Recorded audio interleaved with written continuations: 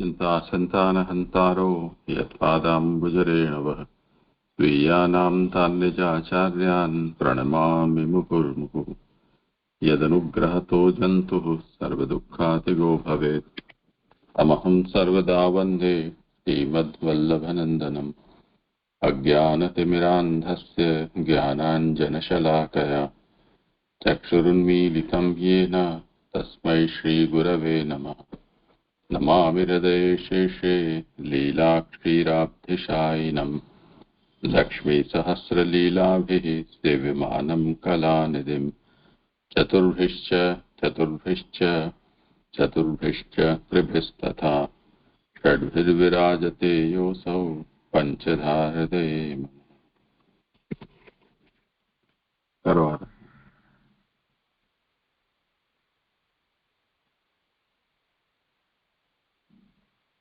हाँ जी दंडवत प्रणाम। मारो क्रम नहीं पर મને એક પ્રશ્ન હતો પણ વિષય અંતર છે મને જાણવું છે કે આ ઘનઘોર જે ચાલે છે ને આપણા પુષ્ટિ માર્ગમાં એનું શું મહત્વ છે એ ખબર નથી પડતી। કીર્તન બી આવે છે એના પણ વિષય અંતર છે જો કે પ્રશ્ન ક્ષમા જેજે પણ આપ કૃપા કરો પ્રભુ જણાવો છે। હા જણાવો પછી આ થઈ જાય ને સંપન્ન પછી કરી કરો ભલે।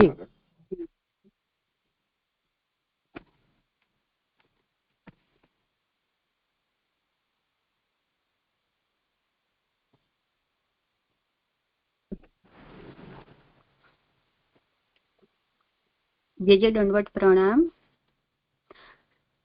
18 થી 25 શ્લોક મારા છે। આનંદરૂપ હરિની સહસ્ત્રાર્થ આનંદરૂપ હરિની આનંદમય લીલા। સ્કંદ 1 માં અધિકાર લીલા પૂર્ણ થયા પછી ભાગવતજીના બીજા સ્કંદમાં સાધન લીલા જોઈ રહ્યા છે। તેમાં અધ્યાય 8 માં એટલે આ સ્કંદ 2 માં ઉત્પત્તિથી વિચાર થઈ રહ્યો છે। તેમાં અધ્યાય 8 માં અંતર્ગત તેમાં સ્કંદ 2 માં ઉત્પત્તિથી વિચાર થઈ રહ્યો છે। તે અંતર્ગત અધ્યાય 18 માં અધ્યાય 8 માં 18મો શ્લોક આવી રહ્યો છે।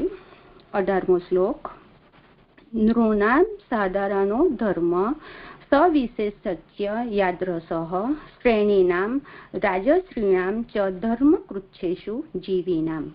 શ્લોકાર્થ મનુષ્યનો કારીગરોનો અને રાજ્યશ્રીઓના સાધારણ ધર્મ અને ઉત્તમ પ્રકારના ધર્મ કેવા છે?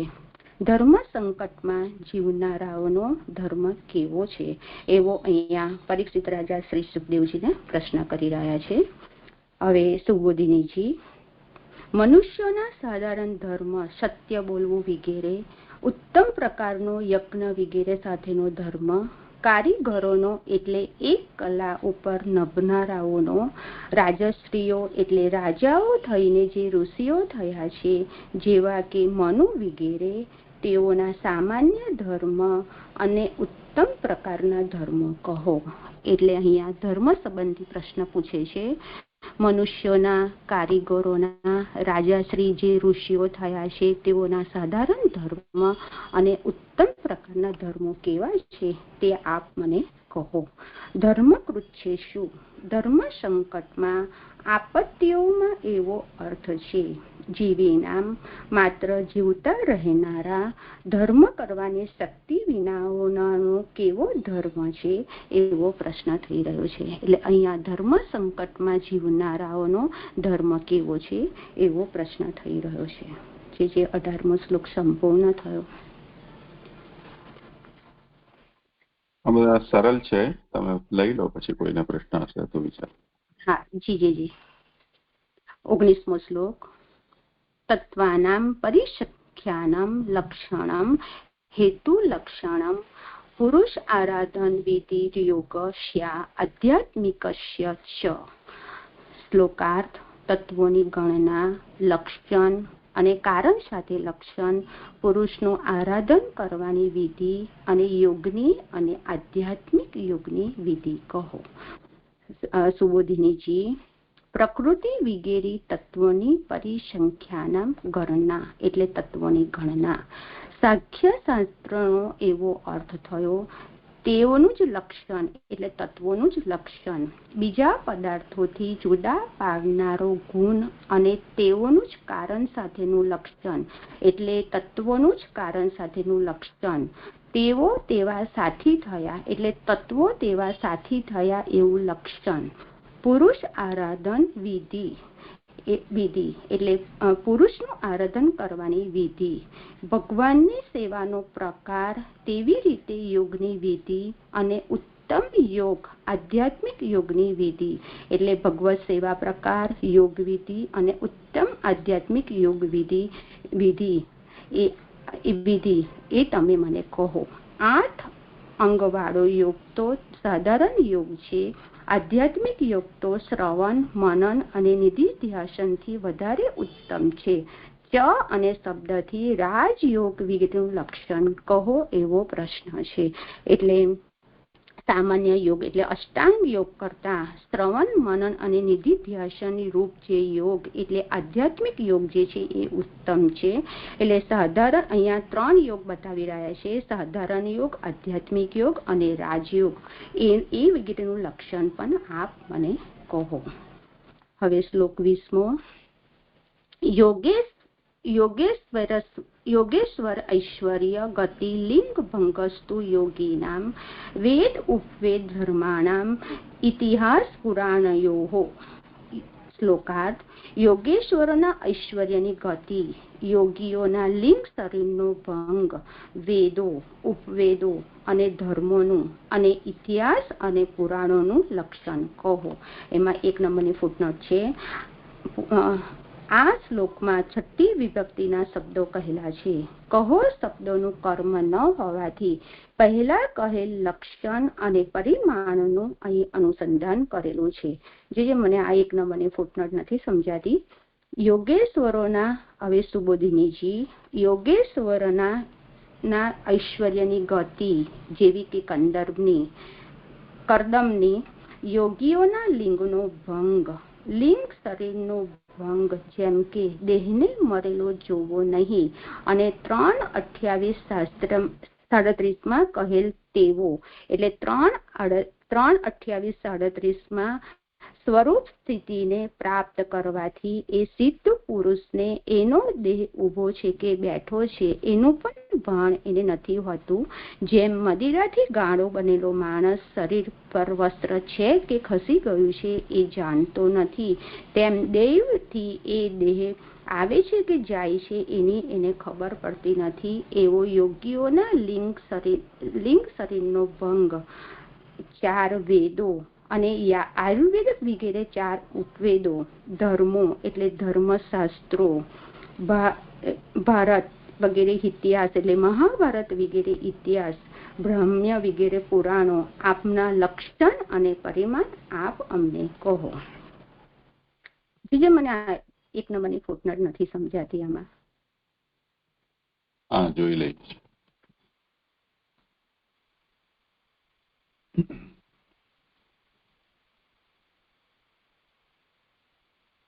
એક તો આ છે ફૂટનોટનું અને બીજું પણ એક આમાં એક પંક્તિ છૂટી ગઈ છે અનુવાદમાં.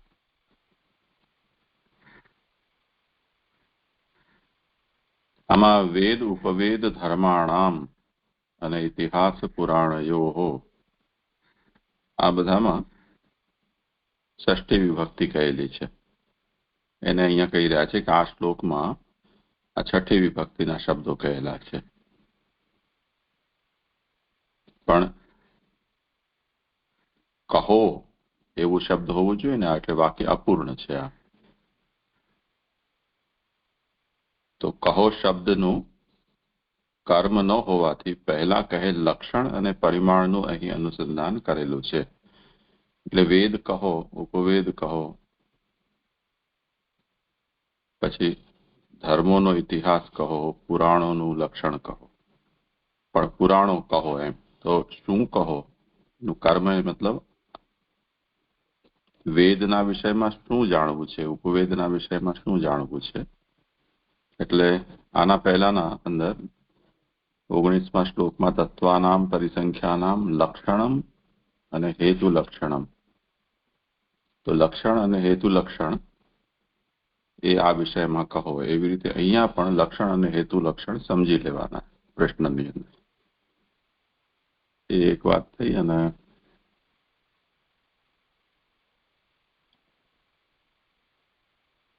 બીજું જે દેહ આ શ્લોકના સુબોધનીજીમાં કે લિંગ શરીરનો ભંગ એનું ઉદાહરણ દેહને મરેલો જોવો નહીં 3:28-37 છે. એના પહેલા એક વચન ઓર છે 3:6-10-12 નું એક વચન છે. એટલે આ જે છે એ દેહને મરેલો જોવો નહીં એ 6-10-12 છે.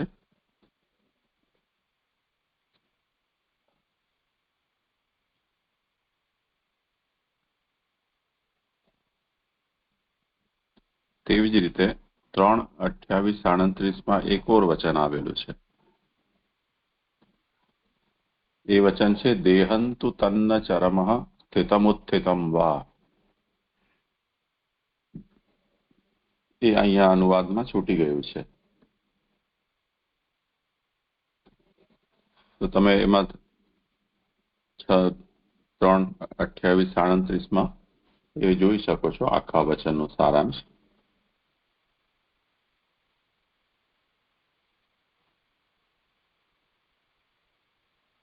પણ તાત્પર્ય એનું ત્યાં એમ કહેવામાં આવ્યું છે કે જે આત્મા આપણી છે, આપણા ભીતર જે ચૈતન્ય છે,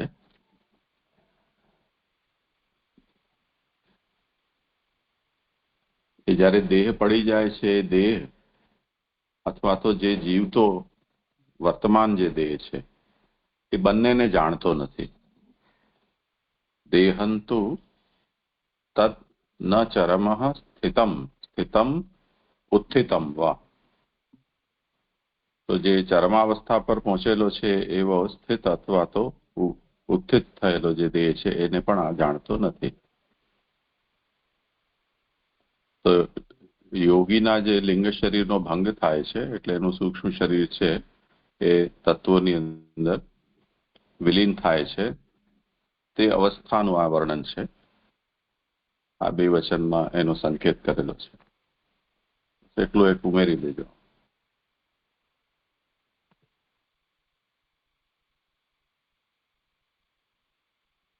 જી કરું આગળ જીજી? હવે 21મો શ્લોક. સંપ્લવઃ સર્વભૂતાનાં વિક્રમઃ પ્રતિસંક્રમઃ ઇષ્ટાપૂર્તસ્ય કામાનાં ત્રિવર્ગસ્ય ચ યો વિધિઃ. શ્લોકાર્થ. સર્વભૂતોનો નાશ, વિક્રમ અને પ્રતિસંક્રમ, યજ્ઞ અને ખાતનો, ખાત એટલે કુવા અને વાવડી ખોદાવા વગેરેનો, કામોનો અને ત્રિવર્ગનો જે વિધિ હોય તે કહો. સુબોધિનીજી. સંપ્લવઃ એટલે નાશ. જેટલો અને જેવી રીતે થાય છે એવો પ્રશ્ન છે. સર્વભૂતો, મહાભૂતો અને ભૌતિક પદાર્થોનું વિક્રમ એટલે પરાક્રમ કાર્ય ભૂતો જ કરે છે. એટલે સર્વભૂતો, મહાભૂતો, ભૌતિક પદાર્થોનું પરાક્રમનું જે કાર્ય છે એ ભૂતો જ કરે છે. એટલે આકાશ આદિ જે મહાભૂતોમાં જે પ્રત્યેકનું શું કાર્ય છે એ એવો અર્થ છે અહીંયા. એટલે તે કાર્ય એટલે વિક્રમ અને પ્રતિસંક્રમ એટલે તે કાર્ય એ વિક્રમ એટલે એ કાર્યનું કામ એ ભૂતો જ કરે છે. પ્રતિસંક્રમ એટલે ઉપરની પેઠે પછી કારણમાં પ્રવેશ એટલે પ્રતિસંક્રમ એટલે કાર્ય જે કાર્ય બતાવ્યું એ કાર્યમાં કારણમાં પ્રવેશ એટલે એ પ્રતિસંક્રમ. ઇષ્ટમ પૂર્વના પ્રકારે કરવામાં આવતા યજ્ઞ વિગેરે, પૂર્તમ કુવા ખોદવા વિગેરે, તે બેનું ફળ એક હોવાથી સાથે કહેલા છે. એટલે યજ્ઞ કરવા અને કુવા વાવ વિગેરે ખોદવા તે બંનેનું ફળ એ એક જ છે. કામાનામ બીજા કામ્ય કર્મોનું અથવા કામાનામ વિષયોના ભોગનો જે પ્રકારે તે કયા વિષયોનો ભોગ કરવો અને ક્યાંનો ભોગ ન કરવો એવો વિધિ એટલે ત્રિવર્ગસ્ય ધર્મ અર્થ અને કામનો વિધિ એમાં 1 નંબરની ફૂટનોટ છે. પહેલા 2:1:39 થી એટલે 2:1:39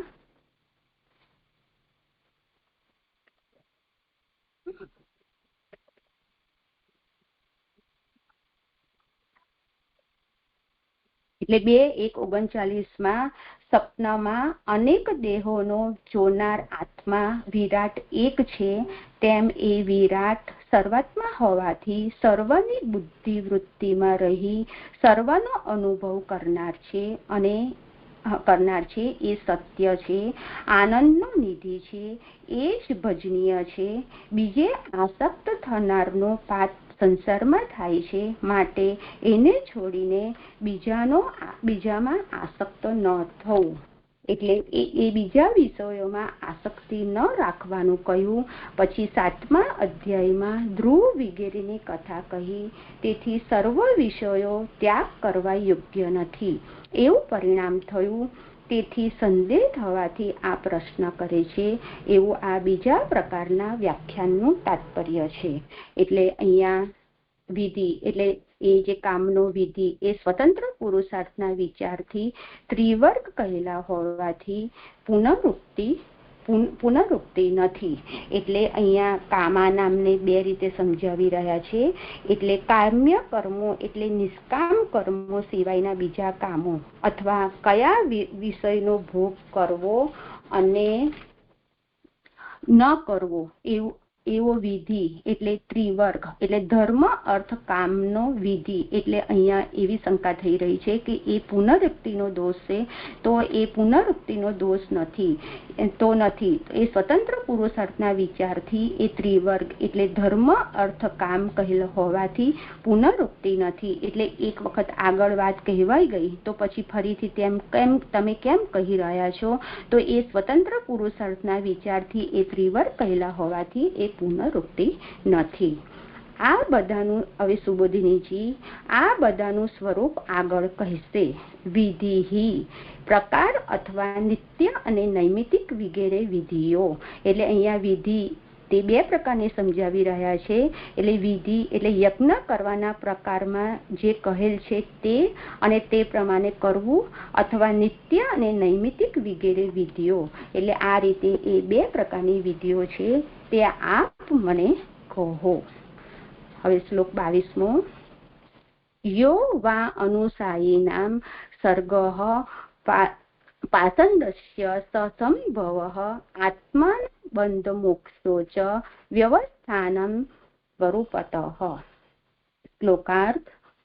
અને જે અનુસાયીઓની સૃષ્ટિ અને પાખંડનો સંભવ અને આત્માના બંધ અને મોક્ષ અને સ્વરૂપથી વ્યવસ્થાન કહો. સુબોધિનીજી.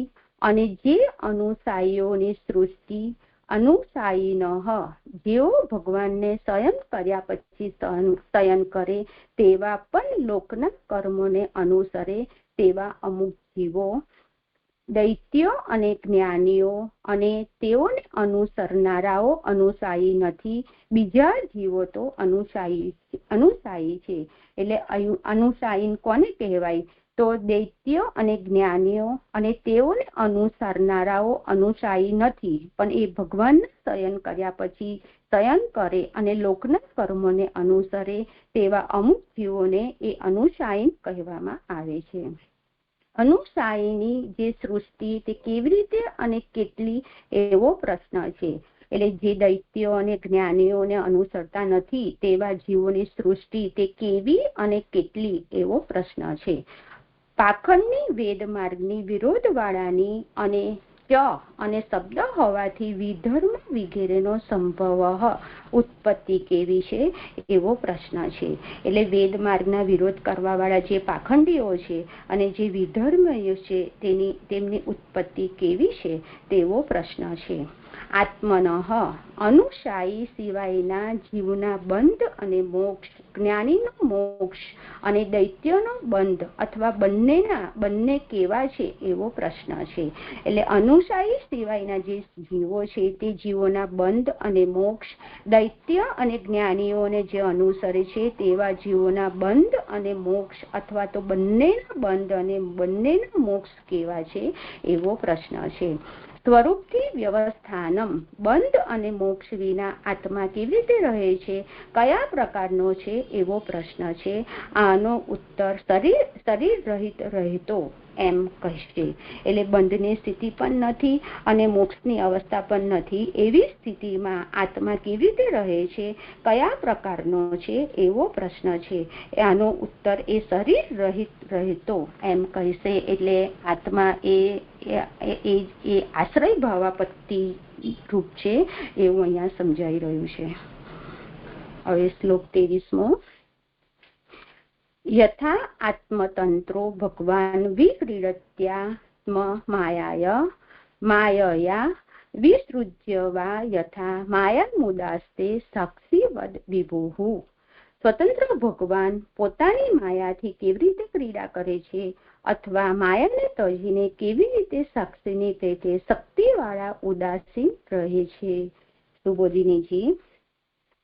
અને આ બ્રહ્માંડમાં અવતરેલા ભગવાન સ્વતંત્ર હોવા છતાં કેવા પ્રકારે પોતાની માયાથી ક્રીડા કરે છે, અવતાર લઈને ભગવાન કેવી રીતે ક્રીડા કરે છે એવો અર્થ છે. એટલે ભગવાન સ્વતંત્ર હોવા છતાં માયાથી અને અવતાર લઈને કેવી રીતે ક્રીડા કરે છે તે આપ મને કહો.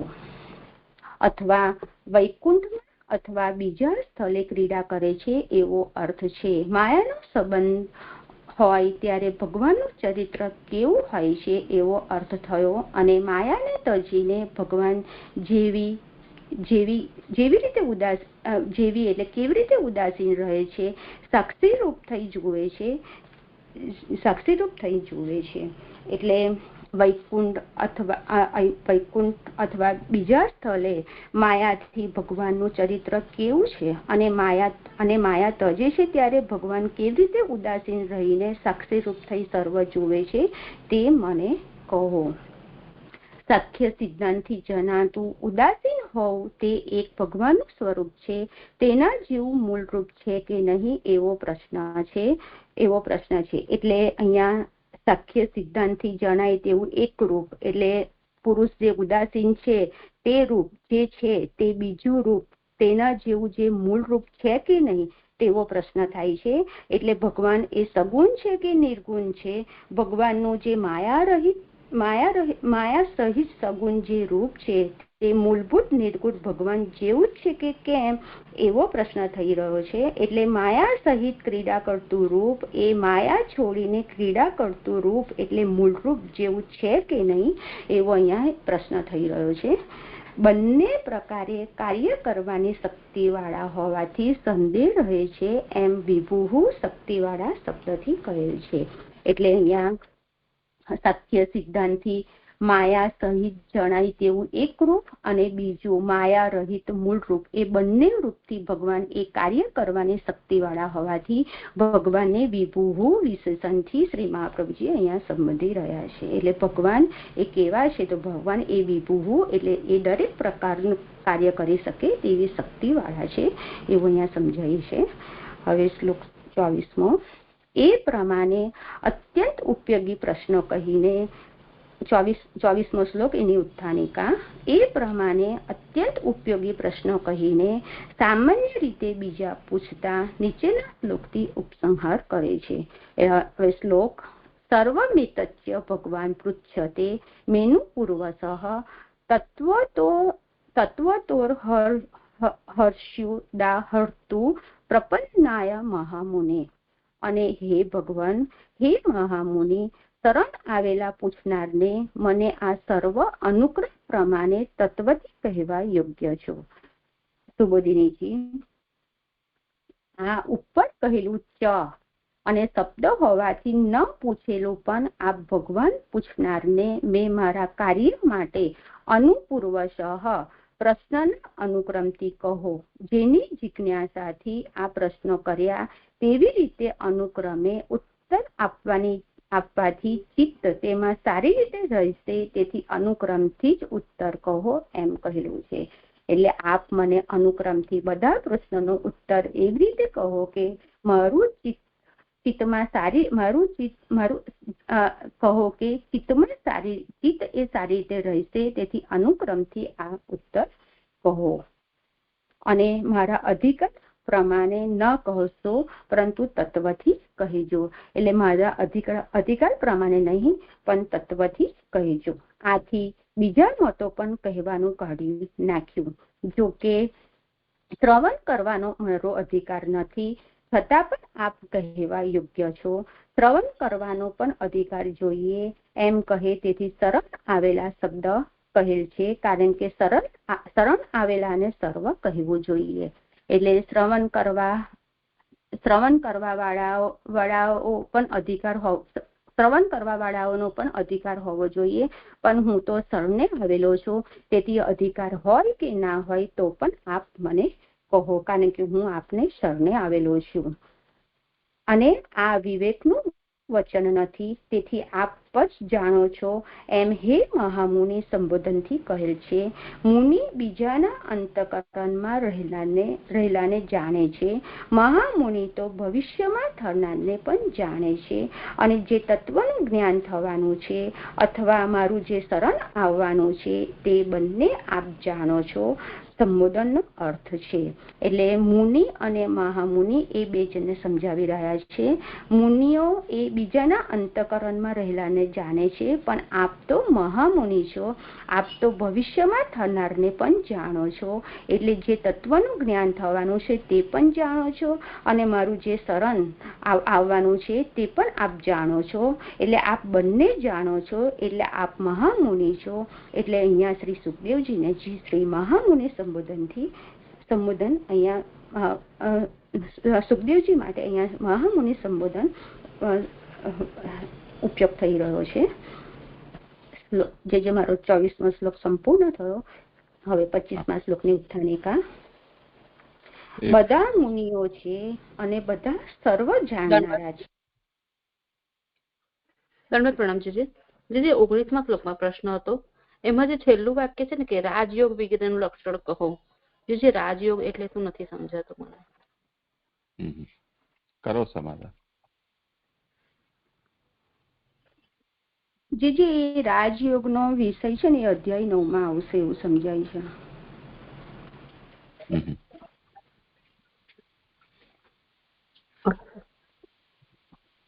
આજ કરના ને જી ઠીક છે. દંડવત પ્રણામ.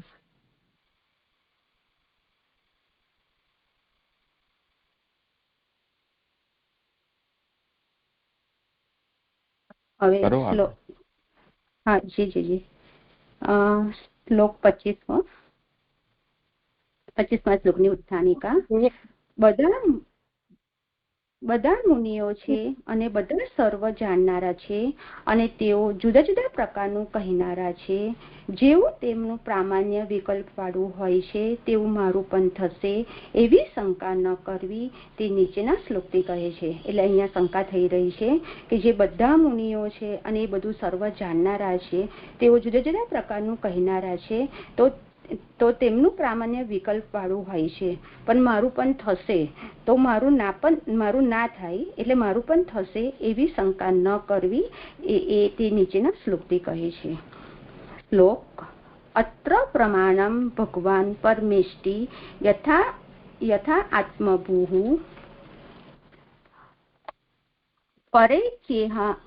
પરે ચેહાનું તિષ્ઠન્તિ પૂર્વેશ્યામ પૂર્વજૈઃ કૃતમ. શ્લોકાર્થ.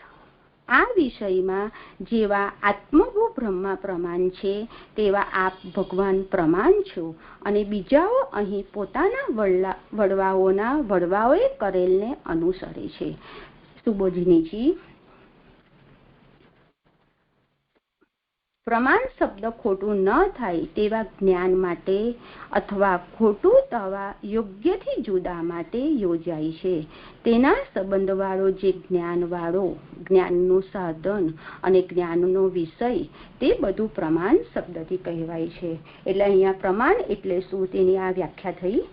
જેનું બાધન ન થઈ શકે તેવા પ્રકારનું જ્ઞાન એટલે અબાધિત જ્ઞાન, એટલે જે અબાધિત જ્ઞાન છે તે જ્ઞાનને જાણનારો એટલે પ્રમાતા, તે પણ પ્રમાણ કહેવાય. એટલે પરીક્ષિત રાજા એ સુખદેવજીને એ પ્રમાણ કહી રહ્યા છે. અબાધિત જ્ઞાનનું સાધન એટલે જ્ઞાનની ખરાઈ કરવી, એટલે જે સાચું જાણે છે તે પણ પ્રમાણ, અને એ જ્ઞાનનો વિષય એટલે તે પણ પ્રમાણ. એટલે જાણનાર, જ્ઞાનનું સાધન અને જ્ઞાનનો વિષય તે બધા એ પ્રમાણ જ છે. એ પ્રમાણ શબ્દથી કહેવાય છે. કેટલાક તો પ્રમાણ શબ્દ જુદા જુદા અર્થવાળો કહે છે. તે સંબંધમાં જેમના જ્ઞાનનું પ્રમાણપણું ઉત્પત્તિથી આરંભી મરણ સુધી ફરતું નથી તેઓ પ્રમાણ શબ્દથી કહેવાય છે. એટલે પહેલા કહેલું હોય તે વાતથી ન બદલાય તેને પ્રમાણ કહેવાય. એટલે કાલે કઈ વાત કરી અને આજે બીજી કઈ વાત કરી તેને પ્રમાણ ન કહેવાય. પણ જે જ્ઞાનનું પ્રમાણપણું ઉત્પત્તિથી આરંભી મરણ સુધી ફરતું નથી તેઓ પ્રમાણ શબ્દથી કહેવાય છે. જેવી રીતે આ વિષયમાં વેદ સિવાયના પ્રમેયમાં આત્મભૂ બ્રહ્મા પ્રમાણ છે. એટલે જે વિષય વેદ કહી રહ્યો છે તે વિષયમાં વેદનું પ્રામાણ્ય તો છે જ, પણ જે વિષય એ વેદથી સમજાતો નથી અને જે સંશય થઈ રહ્યા છે અને જે ભ્રમિત કરવા વાળા જે વિષય છે તે વિષય એ બ્રહ્માજીથી થઈ રહ્યા છે. એટલે આત્મભૂ બ્રહ્માજી જે છે એ પ્રમાણ છે. જેમ ઋષિઓમાં પરસ્પર વિરોધ થાય છે તેવું કોઈ પણ સમયે બ્રહ્માના વાક્યમાં થતું નથી. એટલે ઋષિઓમાં જે પરસ્પર વિરોધ થઈ રહ્યો છે એવું અહીંયા બ્રહ્માજીના પ્રમાણમાં નથી.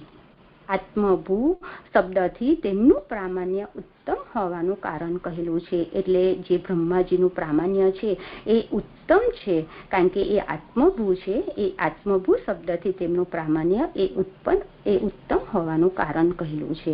પરમે ભગવાનમાં તિષ્ઠથી રહે તે પરમેષ્ટિ, એટલે અહીંયા પરમેષ્ટિની વ્યુત્પત્તિ કરી રહ્યા છે. ભગવાનમાં રહે છે તેને પરમેષ્ટિ કહેવામાં આવે છે. ઉત્પત્તિ અને સ્થિતિથી તે ભગવાનમાં રચ્યા પચ્યા રહેતા હોવાથી તેમનું પ્રામાણ્ય છે. એવી રીતે ભગવાન આપ શું પણ પ્રમાણ છો એવો અર્થ છે.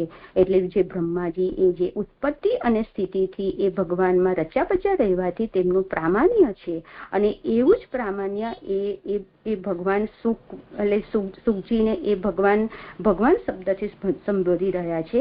અને એ સુખદેવજીનું પણ એ પ્રામાણ્ય એ કેવું છે તો એ બ્રહ્માજી જેવું જ છે એવો અર્થ છે. માત્ર તારા વચનથી મારું પ્રામાણ્ય કેમ હશે અને થતું હોય તો તે સર્વથી જાણેલું કેમ હશે એવી શંકા થાય. તેથી ઉત્તરાર્થથી કહેલું છે. એટલે જે ઉત્તરાર્થમાં જે સમજાવ્યું ને કે આ જે પ્રામાણ્ય જે છે એ ઉત્પત્તિથી આરંભી મરણ સુધી ફરતું નથી તેનું તે પ્રમાણ શબ્દથી કહે છે. એટલે એ પ્રમાણ છે એ એવું જ પ્રમાણ છે. એને પ્રામાણ્ય એટલે પ્રામાણ્ય ન હોય એવી શંકા ન કરવી એ પ્રામાણ્ય છે એવું ઉત્તરાર્થથી કહેલું છે. બીજાઓ જે મારા પરીક્ષિતથી પણ મોટા પરમાત્મા જ્ઞાનવાળા છે તેઓ પણ આ ભક્તિ માર્ગમાં આપે કહેલા વિષયમાં વિશ્વાસ કરે છે અને તે પદાર્થને અનુસરે છે. તેઓના પણ વડવાઓએ તે કરેલ છે. આપે કહેલ અર્થને બધાએ અનુસરે છે, બધાએ તેમ કરે છે. તેથી આપનું વાક્ય સર્વત્ર પ્રમાણ છે. એટલે જે સુખદેવજીનું પ્રમાણ પણ એ બ્રહ્માજી જેવું જ છે. એટલે એ જે સુખદેવજીનું જે પ્રમાણ છે એ બધા જ એને અનુસરે છે અને એ પ્રમાણે કરે છે. તેથી આપનું વાક્ય સર્વત્ર પ્રમાણ છે. અથવા અમારે તો સાક્ષાત ભગવાન આપ જ પ્રમાણ છો. પરે બીજાઓ તો પોતાના વડવાઓના પણ જે વડવાઓ તેમને જે કરેલ છે તેને અનુસરે છે. એટલે અમારા માટે તો આપ જ ભગવાન એટલે સુખદેવજી એટલે ભગવાન આપ જ પ્રમાણ છો. બીજાઓ તો પરંપરાથી એને અનુસરે છે પરંતુ મારું પ્રામાણ્ય તો આપ જ છો. ચ શબ્દનો અર્થ પરંતુ છે, પરંતુ કંઈ પણ પ્રમાણનો વિચાર કરતા નથી. મને તો તમારા કહેવામાં સંદેહ નથી એવો અર્થ છે. એટલે એમાં 1 નંબરની ફૂટનોટ છે. તું પરંતુ શબ્દ ભેદ દર્શાવનારો છે. એટલે સુખદેવજીનું પ્રામાણ્ય પણ કેવું છે? તો સુખદેવજીનું પ્રામાણ્ય પણ એ ઉત્પત્તિથી આરંભી મરણ સુધી ફરતું નથી એવું પ્રામાણ્ય છે. એટલે એ પ્રામાણ્ય એ અમારા માટે અનુસરવા લાયક છે અને એ પ્રમાણે જ બધા કરે છે એવું અહીંયા સમજાય છે. જે મારો આ 25મો શ્લોક સંપૂર્ણ થયો અને જે મારું નિરૂપણ પૂરું થયું. આપના ચરણમાં કોટી કોટી દંડવત પ્રણામ. જેને દંડવત પ્રણામ. 22મા શ્લોકમાં જે કહ્યું ને કે અને જે અનુસાયીઓની સૃષ્ટિ અનુસાયી જેવો ભગવાને શયન કર્યા પછી શયન કરે તેવા, પણ લોકના કર્મોને અનુસરે તેવા અમુક જીવો, દૈત્યો અને જ્ઞાનીઓ, અને તેઓને અનુસરનારાઓ અનુસાયી નથી. આ સમજવું છે થોડું, જે મેં સમજાવ્યું. જે જીવો ભક્તિ માર્ગ પ્રમાણે જે જીવોનું આચરણ છે એવા જીવોને અનુસાયી કહેવામાં આવે છે એવું મને જે સમજાઈ રહ્યું છે.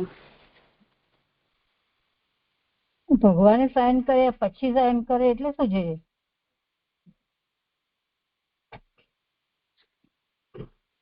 સમજાય?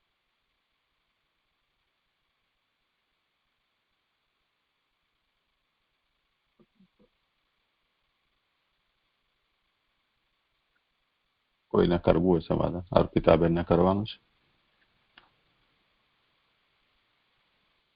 ના, જે મને બીજો પ્રશ્ન છે.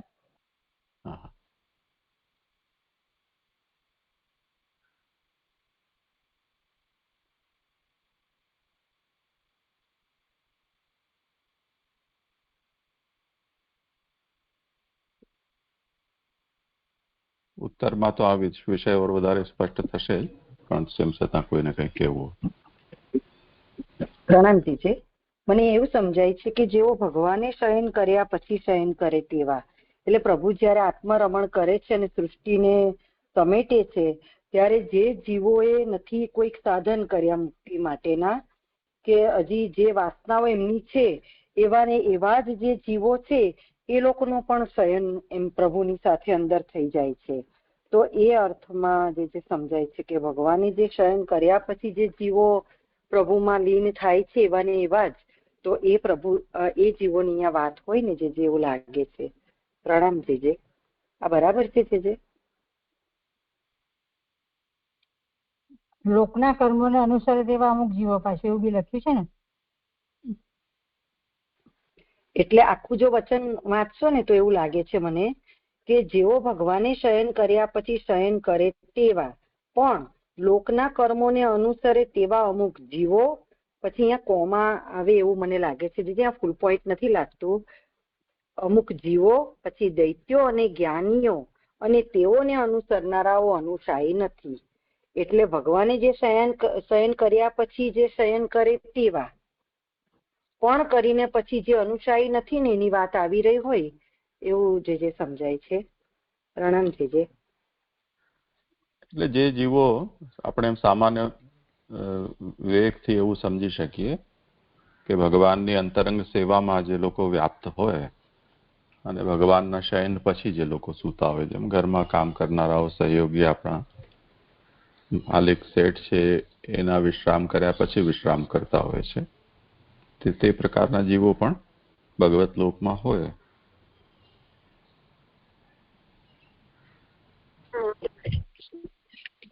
હા દરરોજ પ્રણામ જેજી.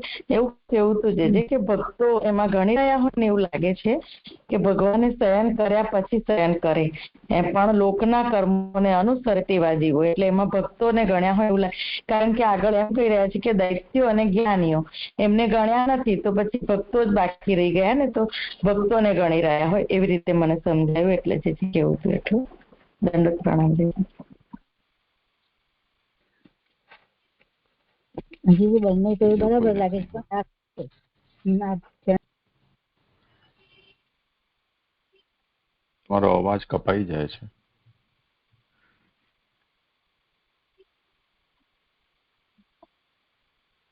ઓર કોઈને કંઈ હોય વિચારણીય તો જે દંડવત પ્રણામ. આમાં જ છેલ્લી લાઈનમાં એમણે જે કીધું ને કે બંધ અને મોક્ષ વિનાના આત્મા કેવી રીતે રહે છે, કયા પ્રકારના છે, એવો પ્રશ્ન છે. આનો ઉત્તર શરીર રહિત રહેતો હોય એમ કે છે. તમે આશ્રય ભાવાપત્તિ રૂપે એવું એમણે સમજાયું, પણ જે એવું મને સમજાયું નહીં આશ્રય ભાવાપત્તિ રૂપ એટલે કરો સમાધાન. એટલે જે આત્માને એ બંધની સ્થિતિ પણ નથી અને મોક્ષની પણ સ્થિતિ નથી.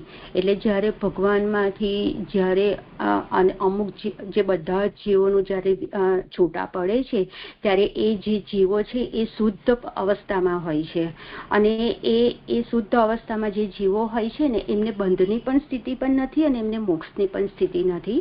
એટલે એવા જે આત્મા છે, એવો જે આત્મા છે એ આત્માને અહીંયા સમજાવી રહ્યા હોય ને જે મને એવું સમજાય છે.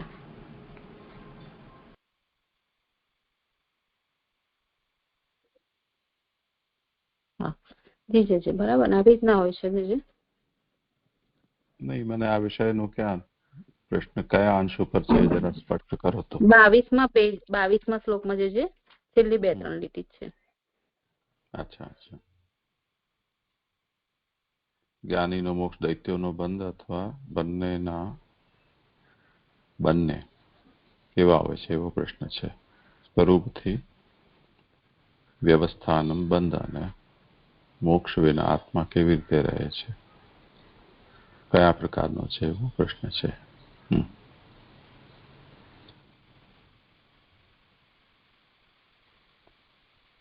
આમાં શું સમસ્યા છે, ક્યાં છે? હા, એટલે એમણે આશ્રય ભાવાપત્તિ રૂપ સમજાયું ને એ છે જે મને નહીં સમજાયું.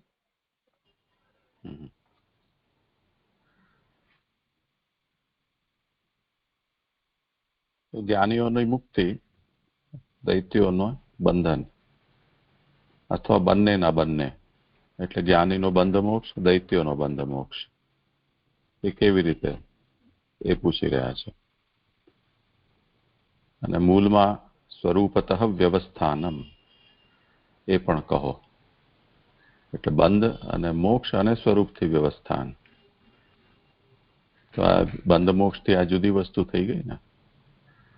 તો બંધ અને મોક્ષ વિના આત્મા કેવી રીતે રહે છે, કયા પ્રકારનો છે એવો પ્રશ્ન છે. તો એનો અહીંયા ઉત્તર શરીર રહિત રહેતો એમ કહેશે.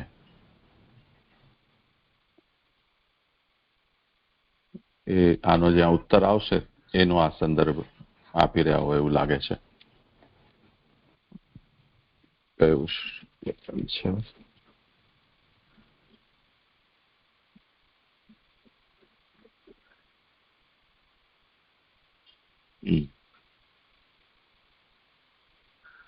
અશરીરમ વા વસંતમ, છાંદોગ્ય ઉપનિષદમાં 8:12-1 આ વાત કહેલી છે.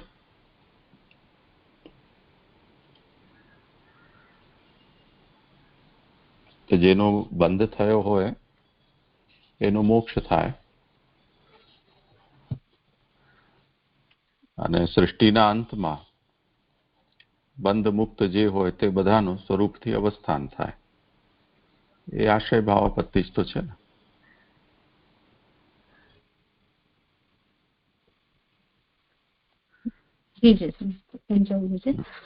અને 25મા શ્લોકમાં પણ પ્રશ્ન હતો કે એમાં જે શરૂઆતમાં પ્રમાણ શબ્દ ખોટું ન થાય તેવા જ્ઞાન માટે અથવા ખોટું થવા યોગ્યથી જુદા માટે યોજાય છે, તેના સંબંધ વાળો જે જ્ઞાન વાળા, જ્ઞાનનું સાધન અને જ્ઞાનનો વિષય એ બધું પ્રમાણ શબ્દથી કહેવાય છે. તો જ્ઞાન વાળામાં એમને પ્રમાતા કીધું છે. આ મને સમજાતું નથી આ શબ્દ જ પ્રમાતા. હા, જાણે એ પણ પ્રમાણ ગણાય ને.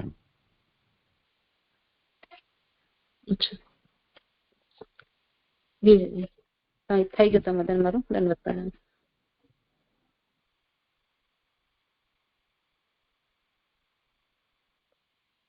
જે દંડવત પ્રણામ. મારું નિરૂપણ પૂરું થયું. હા, જે દંડવત પ્રણામ.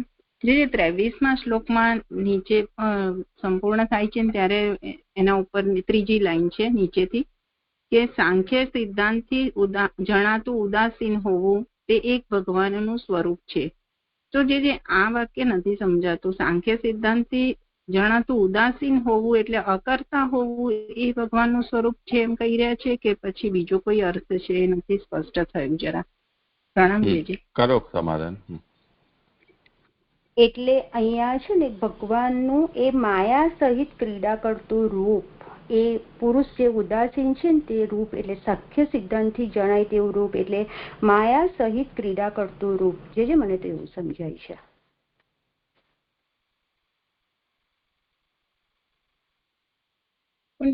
આ નથી હજી સ્પષ્ટ થયું હોય તો એમને વાંચ્યું બરાબર છે તો ખ્યાલ આવ્યો મને, પણ આ જરા સ્પષ્ટ કરો ને જીજી. ઓર કોઈને કરવું હોય સમાધાન તો?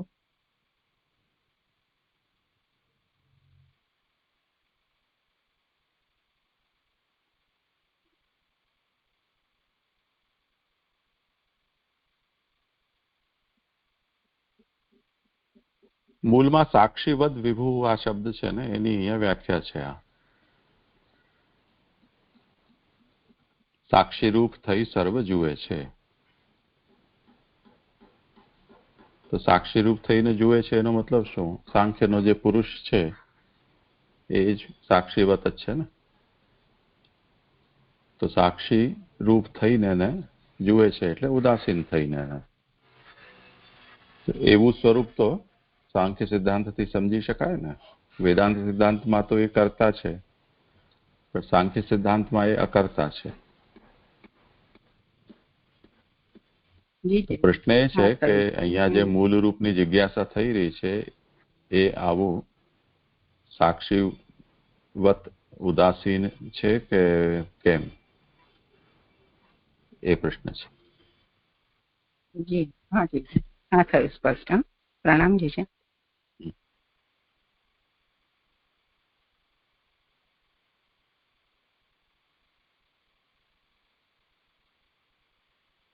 બીજું કઈ છે કોઈને? કોઈ કરવાનું છે આગળ?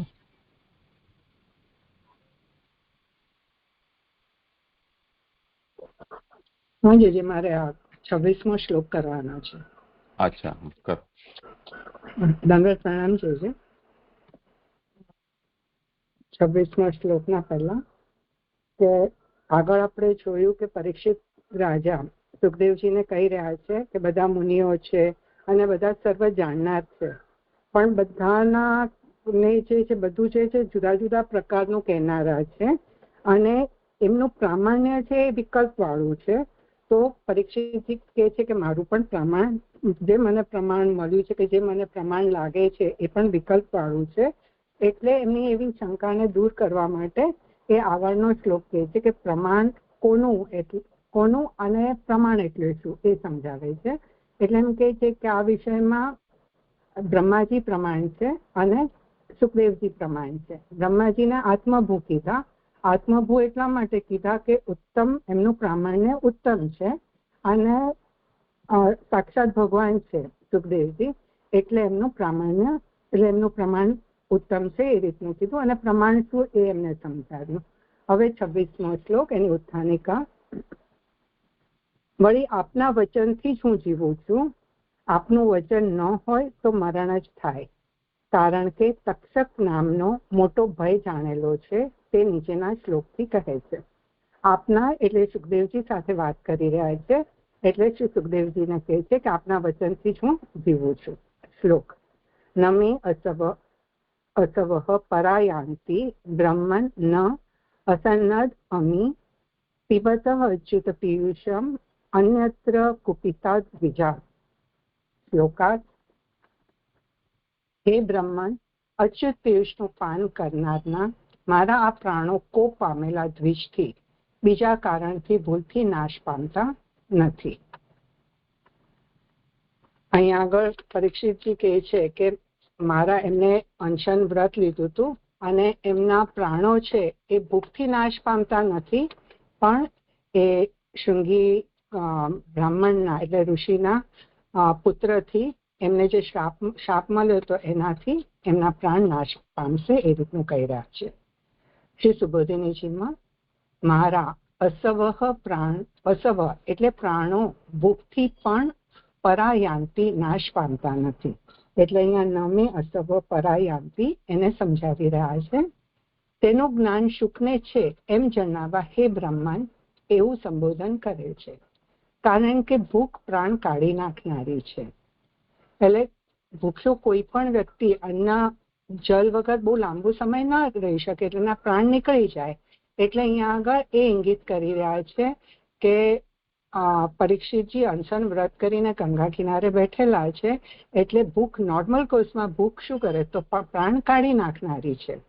આ શબ્દથી દુઃખી થયેલા પ્રાણ દેખાડે છે. એટલે આ પ્રાણો જે કીધું છે ને અમી મેં અસવ, એટલે એમ કરીને કે છે કે આ પ્રાણો જે છે એ શું છે તો એ આ શબ્દથી દુઃખી થયેલા પ્રાણ દેખાડે છે. હવે એ આગળ કે છે કે પીબત અચ્યુત પિયુષમ અને પિયુષમ એટલે અચ્યુત પિયુષનું પાન કરનારના શબ્દથી પ્રાણ ન નીકળવાનું કારણ કહે છે.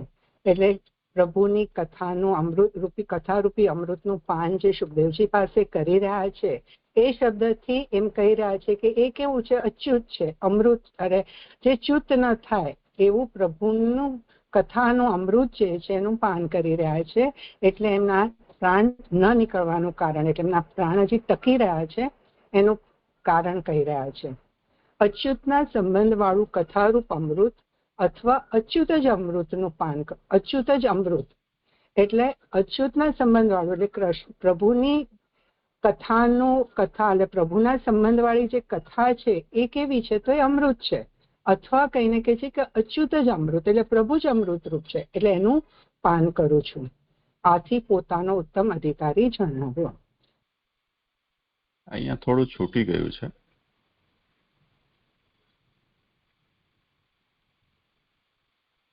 અમી ઇતિ બાધિત પ્રાણાનામ પ્રદર્શનમ. અમી પદથી જે પ્રાણ બાધિત થયેલા છે એ દેખાડી અને એ પોતે કહી રહ્યા છે. હવે પ્રાણનું બાધિત થવું કેવી રીતે તો રાજત્વાદ એકેનૈવ ઉપવાસેન ક્લિષ્ટઃ. પરીક્ષિત છે એ તો રાજા છે અને રાજા તો ઠાઠમાઠથી રહેતા હોય, સમયબદ્ધ હોય, આવશ્યકતા અનુસાર વસ્તુ સતત ઉપલબ્ધ હોય, તો એ એક ઉપવાસથી ક્લેશ એને થઈ ગયેલો છે, એટલે એ બાધિત પ્રાણ અહીંયા છે.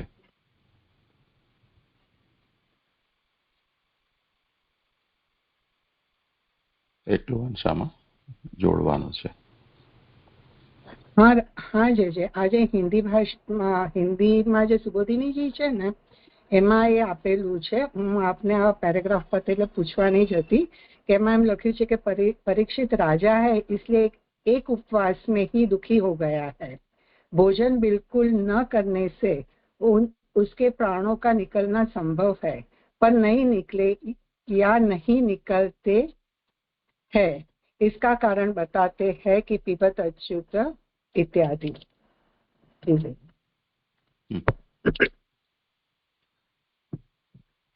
કરું છે આગળ? હા, એ તો થઈ ગયું ને. એટલે એમનો ઉત્તમ અધિકાર જે છે એ એમને અહીંયા આગળ જણાવ્યો.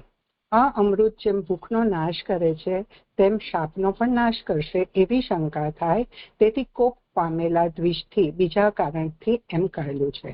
એટલે ભૂખ છે એટલે જે અમૃતનું જે પાન કરી રહ્યા છે, કથામૃતનું પાન કરી રહ્યા છે, તો એમને ભૂખ તરસ કઈ લાગી જ નથી, એમને ઈચ્છા પણ નથી થતી. તો એ જેમ ભૂખનો નાશ કરે છે એમ એમને જે શાપ મળ્યો છે એનો પણ નાશ કરશે એવી જો શંકા કરે તો એમ કહે છે કે કોપ પામેલા દ્વિષથી બીજા કારણથી એમ કહ્યું છે.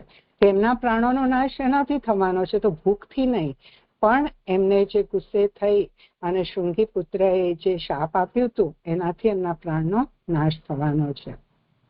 આથી એવો અર્થ જણાવેલ છે કે કથારૂપ અમૃતથી પ્રાણનો નાશ કરનારા બધા અટકાવાય છે, પરંતુ કોપ પામેલા દ્વિષથી જે તક્ષક નામનો પ્રાણનો નાશ કરનારો છે તે અટકાવાતો નથી. એટલે બીજું બધું અટકાવી શકાય છે, પણ જે શમીક ઋષિના ગળામાં જે સાપ નાખ્યો તો, મરેલો સર્પ નાખ્યો હતો અને એનાથી પુત્ર જે કોપ પામેલો હતો અને એને જે શ્રાપ આપ્યો હતો, તો એનાથી એમના પ્રાણનો જે નાશ થવાનો છે એ અટકાવાતો નથી.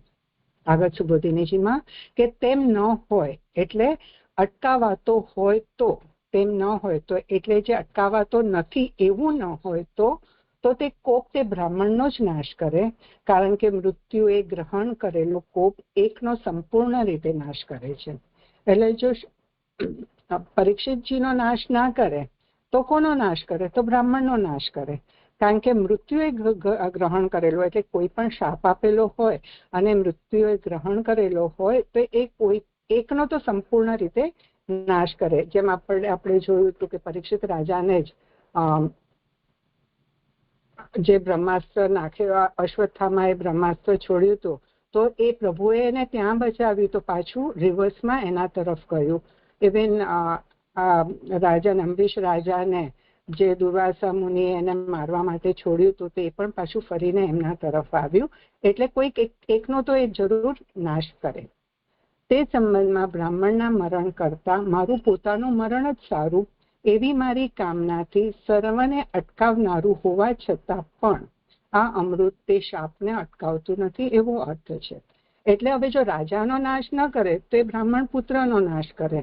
તો પરીક્ષિત રાજા એમ કહી રહ્યા છે કે એને મારવા કરતા તો મારું મરણ જ સારું છે, અને મારી અમૃત રૂપી કથા કામના જે છે, રૂપી કથાની જે કામના છે એ સર્વ અટકાવનારું હોવા છતાં પણ આ જે શાપને અટકાવતું નથી. કેમ નથી અટકાવતું? તો આ કારણ એમને કીધું કે એમની પોતાની જ ઈચ્છા નથી કે પોતાનો નાશ ન કરે અને સામે શૃંગીનો નાશ કરે, એવી એમની ઈચ્છા નથી. આ 26મો શ્લોકનો શ્લોકાર્થ અને સુબોધિનીજી પૂરું થયું છે. હવે એનું વિવેચન આગળ છે.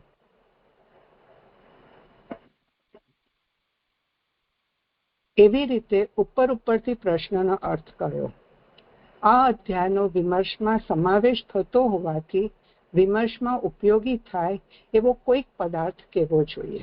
હવે આ જે અધ્યાય છે એનો વિમર્શમાં સમાવેશ થયો છે, અને વિમર્શમાં સમાવેશ થયો છે એટલે વિમર્શમાં જે ઉપયોગી હોય એવો પદાર્થ કહેવો જોઈએ. તે પૈકી ઉપપત્તિથી વિમર્શનો આરંભ કરેલ હોવાથી અને ઉપપત્તિના 3 રૂપ હોવાથી સંશય, સિદ્ધાંત અને ફલ પૈકી પ્રથમ સંશય કહેવો જોઈએ.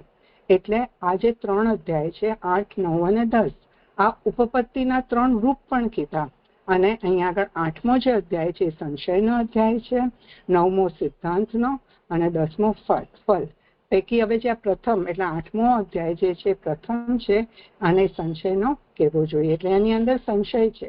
એટલે અત્યાર સુધી 25 શ્લોકની અંદર નાના મોટા અને ઇન્ટરકનેક્ટેડ 31 પ્રશ્નો જે આવ્યા એ પ્રશ્નોની અંદર પરીક્ષિતજીને જે સંશયો હતા અને સંશયો જે હતા એમને એ જે રજૂ કર્યા, કારણ કે એ ક્લેરિટી ઓફ માઇન્ડ છે કહીએ કે એમને ક્લિયર નહોતું થતું, તો એમને આ અધ્યાય જે છે પૂર્વ પક્ષ છે એમ માનવું જોઈએ, એ રીતનું કહે છે.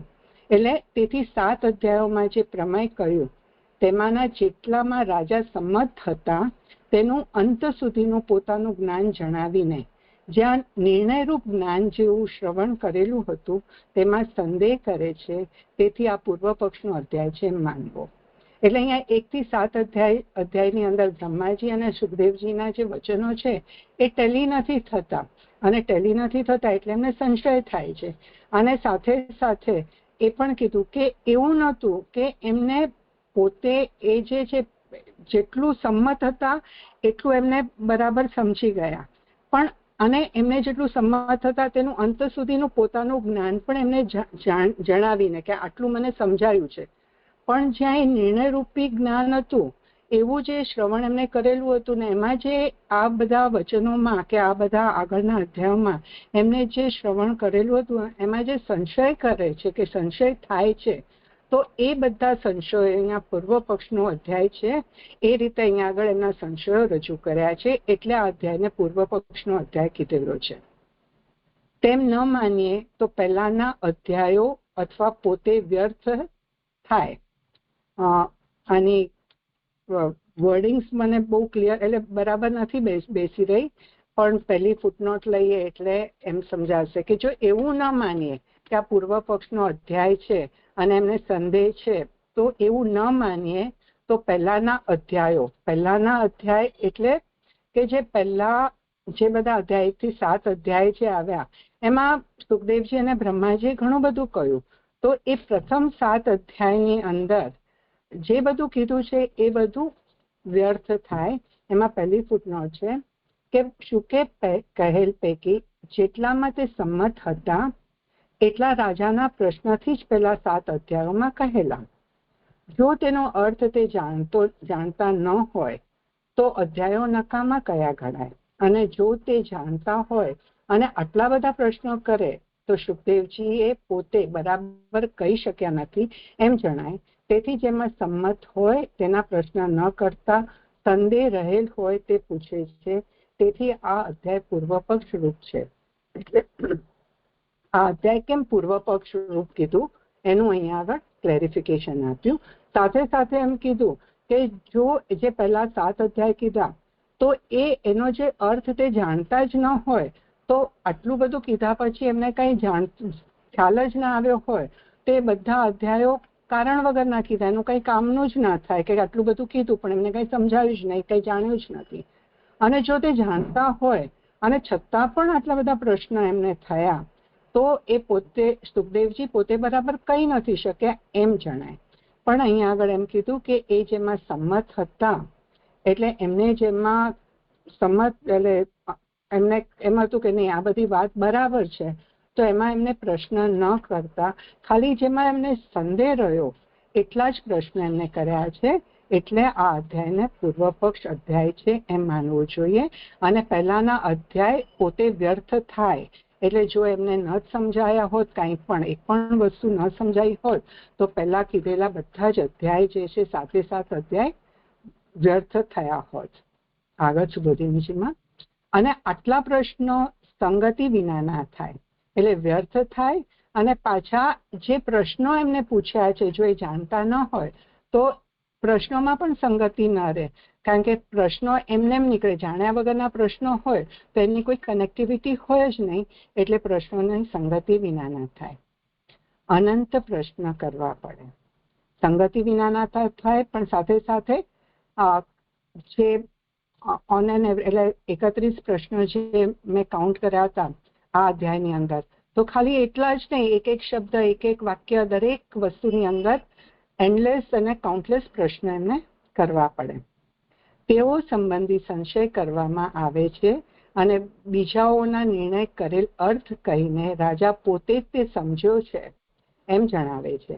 એટલે જ્યાં તેઓમાં અહીંયા બીજી ફૂટનોટ છે કે જેનો અર્થ બરાબર સમજ્યા નથી તે સંબંધી. એટલે શેના પ્રશ્ન કરવામાં આવે છે તો જે એ સમજ્યા નથી એ સંબંધી અને જેમાં એમને સંશય છે એ સંબંધી એમને પ્રશ્ન કર્યા છે. અને બીજાઓનો નિર્ણય કરેલ અર્થ કહીને રાજા પોતે જ સમજ્યા છે એમ જણાવે છે. એટલે બીજી વસ્તુઓમાં એ પોતે સમજ્યા છે એમ પોતે પરીક્ષિતજી સમજાવે છે.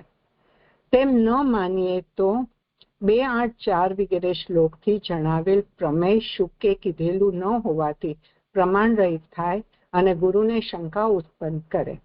એટલે એવું ન માનીએ તો ન માનીએ એમાં ત્રીજી ફૂટનોટ છે કે રાજા સમજેલ ભાગમાં સંમત થાય છે અને બીજામાં સંશય કરે છે. તેમ ન માનીએ તો એટલે એ જે સંમત છે એમાં એ પ્રશ્ન નથી કરતા કે એમાં એમને સંશય નથી પણ બીજામાં સંશય છે. જો એવું ન માનીએ તો 2:4:8 ની અંદર એટલે આ જ અધ્યાયના 4થા શ્લોકની અંદર જે કીધું છે કે શ્રદ્ધાથી એટલે જો શ્રદ્ધાથી નિત્ય ભગવાનના ગુણોનું શ્રવણ કરવામાં આવે તેમજ એની લીલાઓના ઉચ્ચાર કરવામાં આવે તો બહુ થોડા સમયમાં જ ભગવાન હૃદયમાં જરૂર પધારે.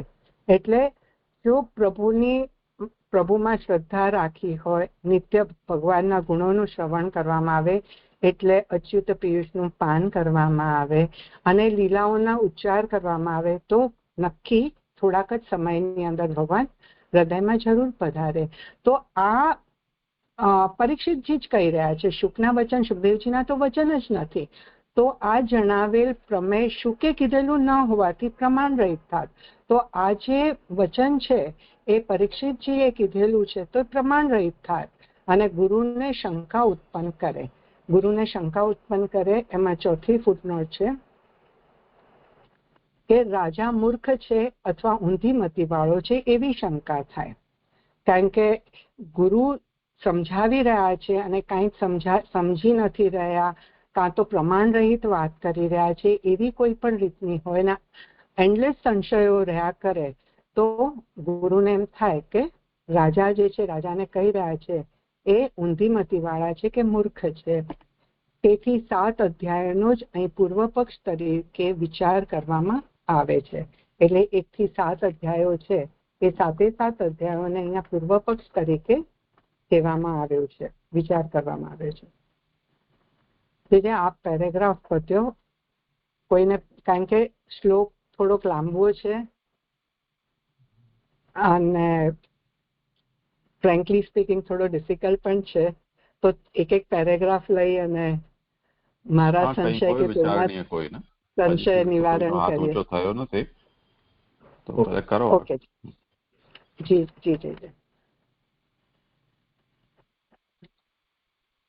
હવે આગળ આવે છે કે તે પૈકી આરંભમાં, એટલે હવે આ જે ભાગવતજીના જે 3 શ્લોકો છે એ શ્લોક પહેલા લઈ લઉં અને પછી એનાથી જે આનું ઉપપન્ન થયું છે કે જે નથી ક્લિયર થયું એ જે આગળ આવશે કે જ્યાં સંગતિ નથી બેસતી એ સાથે લઈએ. તો અહીંયા એમ કે છે કે તે પૈકી આરંભમાં 2:1, 2 થી 4 3 શ્લોકોમાં સાધારણ પુરુષોનો અધિકાર ન હોવાનું કહીને અભય ઈચ્છનારાઓનો જે ઉપાય કયો તે ઘટતું નથી, એટલે તે બંધ બેસતું નથી. તો અહીંયા આગળ જે કીધું છે આ 3 શ્લોકની અંદર કે જે પુરુષ ઘરમાં બુદ્ધિ રાખવાથી, એટલે જીવે ઘરમાં બુદ્ધિ રાખવાથી આત્માના તત્વોને ભૂલી જતા ગૃહસ્થો ઘરની હજારો બાબતોમાં કૂપેલા હોય છે. ગૃહસ્થોની રાત્રિ નિદ્રામાં અને સ્ત્રી સંગમાં જાય છે અને દિવસે ઘરની હાય કે કુટુંબનું ભરણ પોષણ કરવામાં જાય છે. 4થો શ્લોક, પ્રમાદી જીવ પોતાના સૈન્યરૂપ દેહ, પુત્ર, સ્ત્રી વગેરે દુષ્ટ હોવા છતાં પણ તેઓનો વિનાશ છે છતાં પણ એ જાણતો નથી. એટલે આ રીતે સાધારણ પુરુષનો અધિકાર આમાં નથી, એટલે અધિકાર ન હોવાનું કહી ને અભય ઈચ્છનારાઓનો જે ઉપાય કયો છે તે અહીંયા યોગ્ય નથી લાગતું કે બંધ બેસતું નથી લાગતું. એનું કારણ કે છે કે કારણ કે બ્રહ્માએ જુદા જુદા અધિકારથી પ્રમેય કહેવાનો ઉપદેશ કરેલો છે. એટલે બ્રહ્માજીએ શું કીધું છે કે જેનો જ્યાં જે રીતનો અધિકાર હોય એ રીતનો જે નારદજીને કીધું કે તમે જે સંક્ષિપ્ત છે એને વિસ્તારથી કહો, એટલે નારદજીને બ્રહ્માજીએ સંક્ષિપ્તમાં કીધું હતું એનું વિસ્તારથી કહેવાનું કીધું. તે જુદા જુદા અધિકારથી પ્રમેય કહેવાનો ઉપદેશ કરેલો હતો. હવે બીજા સ્કંદના 8મા અધ્યાયના પહેલા શ્લોકમાં કીધેલું છે કે દેવના જેવા દર્શનવાળા નારદજીને ગુણાતીત ભગવાનના ગુણો કહેવા માટે બ્રહ્માએ પ્રેર્યા હતા. જે 7મા અધ્યાયમાં આપણે જોયું એમને જેને ગુણો કયા હોય તે મને કહો. જુદા અધિકારથી વર્ણન કરવાના હોવાથી જેને જે પ્રકારે કયા તેમ કહો. એટલે યસ્મય યથા પ્રાહ નારદો દેવ દર્શન એમ કરીને જે કીધું હતું, તો જેને જે પ્રકારે કહેવાના હોય તે કહો એમ કહી રહ્યા છે. આ બધું તત્વ અધિકારના ભેદથી કહેવું જોઈએ. એટલે આ કોનો કઈ રીતનો અધિકાર છે, અધિકારના ભેદથી કહેવું જોઈએ એમ કહી અને આગળ કે છે તેથી કેટલાકનો અધિકાર છે અને કેટલાકનો અધિકાર નથી એવો વિચાર સંભવતો નથી. એટલે અહીંયા આગળ અધિકાર કેટલાકનો અધિકારના ભેદથી કહેવું જોઈએ એમ કીધું. તેનો અર્થ શું થાય કે કોઈકનો અધિકાર છે ને કોઈકનો અધિકાર નથી, તો એવો વિચાર સંભવતો નથી. એટલે અહીંયા સુસંગત આ નથી થતું કે કોઈકનો અધિકાર છે ને કોઈકનો અધિકાર નથી. અને હે નૃપ, વિષ્ણુ ભક્તિમાં છે એમ આના સર્વ અધિકારીઓ છે. એટલે અહીંયા આગળ આ જે છે કે વિષ્ણુ ભક્તિમાં જે છે એ અધિકારી છે. પદ્મ પુરાણનું ઓલું છે કે સર્વે અધિકારીનો हि अत्र विष्णु भक्तो तथा नोपः. એટલે અહીંયા આગળ એમ કીધું છે કે વિષ્ણુ ભક્તિમાં જે છે સર્વ અધિકારીઓ છે. તો આ વાક્યનો એટલે આ પદ્મ પુરાણનું જે વાક્ય છે એ વાક્યનો પણ વિરોધ થાય અને તેથી આ જાણવા ઈચ્છું છું એવું કહેલું છે. એટલે તેથી પરીક્ષિત કહે છે કે હું આ જાણવા ઈચ્છું છું કે કોણ અધિકારી છે, કોને કેવું છે, શું છે. એ જે સંશય છે એ સંશયને ક્લિયર કરવા માટે એ પૂછી રહ્યા છે. એ આ બીજા શ્લોકની અંદર 8મા અધ્યાયના જ બીજા શ્લોકમાં કહી રહ્યા છે કે અદ્ભુત વીર્યવાળા શ્રી કૃષ્ણનું તત્વ જાણવાની હું ઈચ્છા રાખું છું. એટલે જગતનું મંગલ કરનારી કૃષ્ણ કથા આપ મને કહો. વળી એકલા ભગવાનનું જ શ્રવણ કરવું એમ જે 5મા શ્લોકમાં કીધું છે, એટલે આ 2:1:5માં કહ્યું છે તે પણ ઘટતું નથી.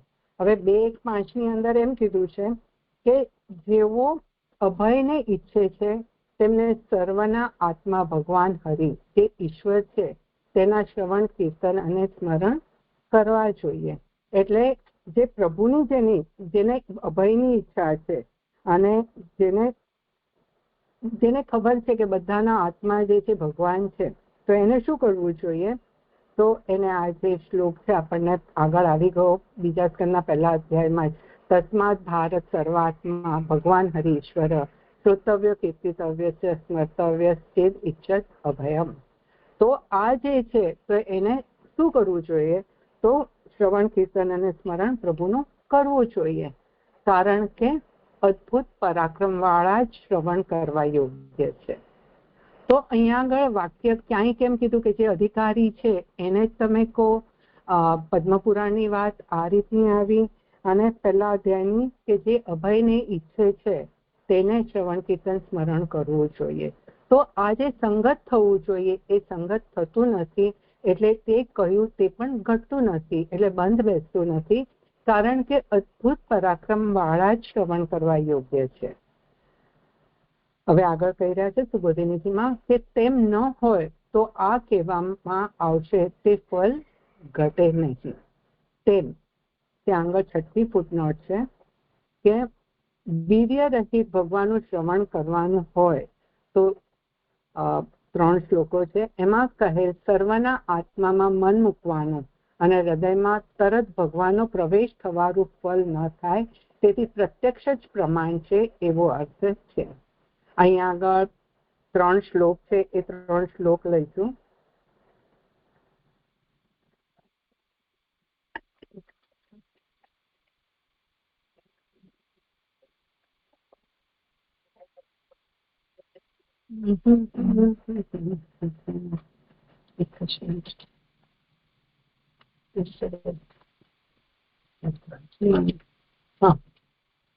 પરમ પુરુષ ભગવાનનું એ ચરણારવિંદ ખરેખર નિત્ય પ્રશાંત અભય માત્ર જ્ઞાનરૂપ શુદ્ધ સમ સત અસતથી પર આત્મતત્વ જેમાં શબ્દ કારકના સંબંધવાળો તથા ક્રિયાના અર્થવાળો નથી, જેના સામી આવતા શરમાતી માયા દૂરથી જતી રહે છે તે સદા સુખરૂપ શોક રહિત બ્રહ્મ એમ જાણે છે. આ એક છે એક શ્લોક. બીજો શ્રી કૃષ્ણની કથા આપ મને કહો જેથી હું મારા આસક્તિ રહિત મનને નિસંગ બનાવી શ્રી કૃષ્ણમાં લગાડી મારા દેહને છોડી દઉં. અને ત્રીજો શ્લોક છે જે પહેલો શ્લોક આપણે કર્યો કે જો શ્રદ્ધાથી નિત્ય ભગવાનના ગુણોનું શ્રવણ કરવામાં આવે તેમજ એની લીલાઓનો ઉચ્ચાર કરવામાં આવે તો બહુ થોડા સમયમાં જ ભગવાન હૃદયમાં જરૂર પધારે.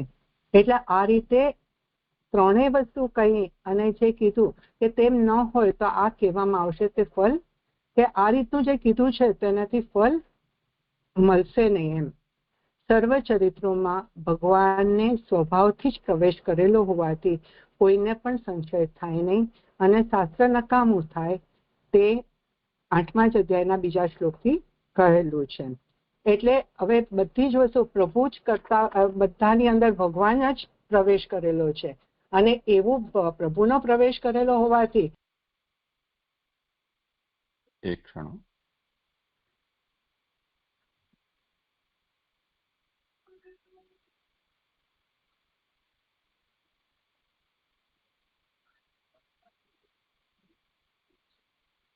કોઈને પણ હા તમે સંસાર જ બોલ્યા ને, સંશય મને એવું લાગ્યું એટલે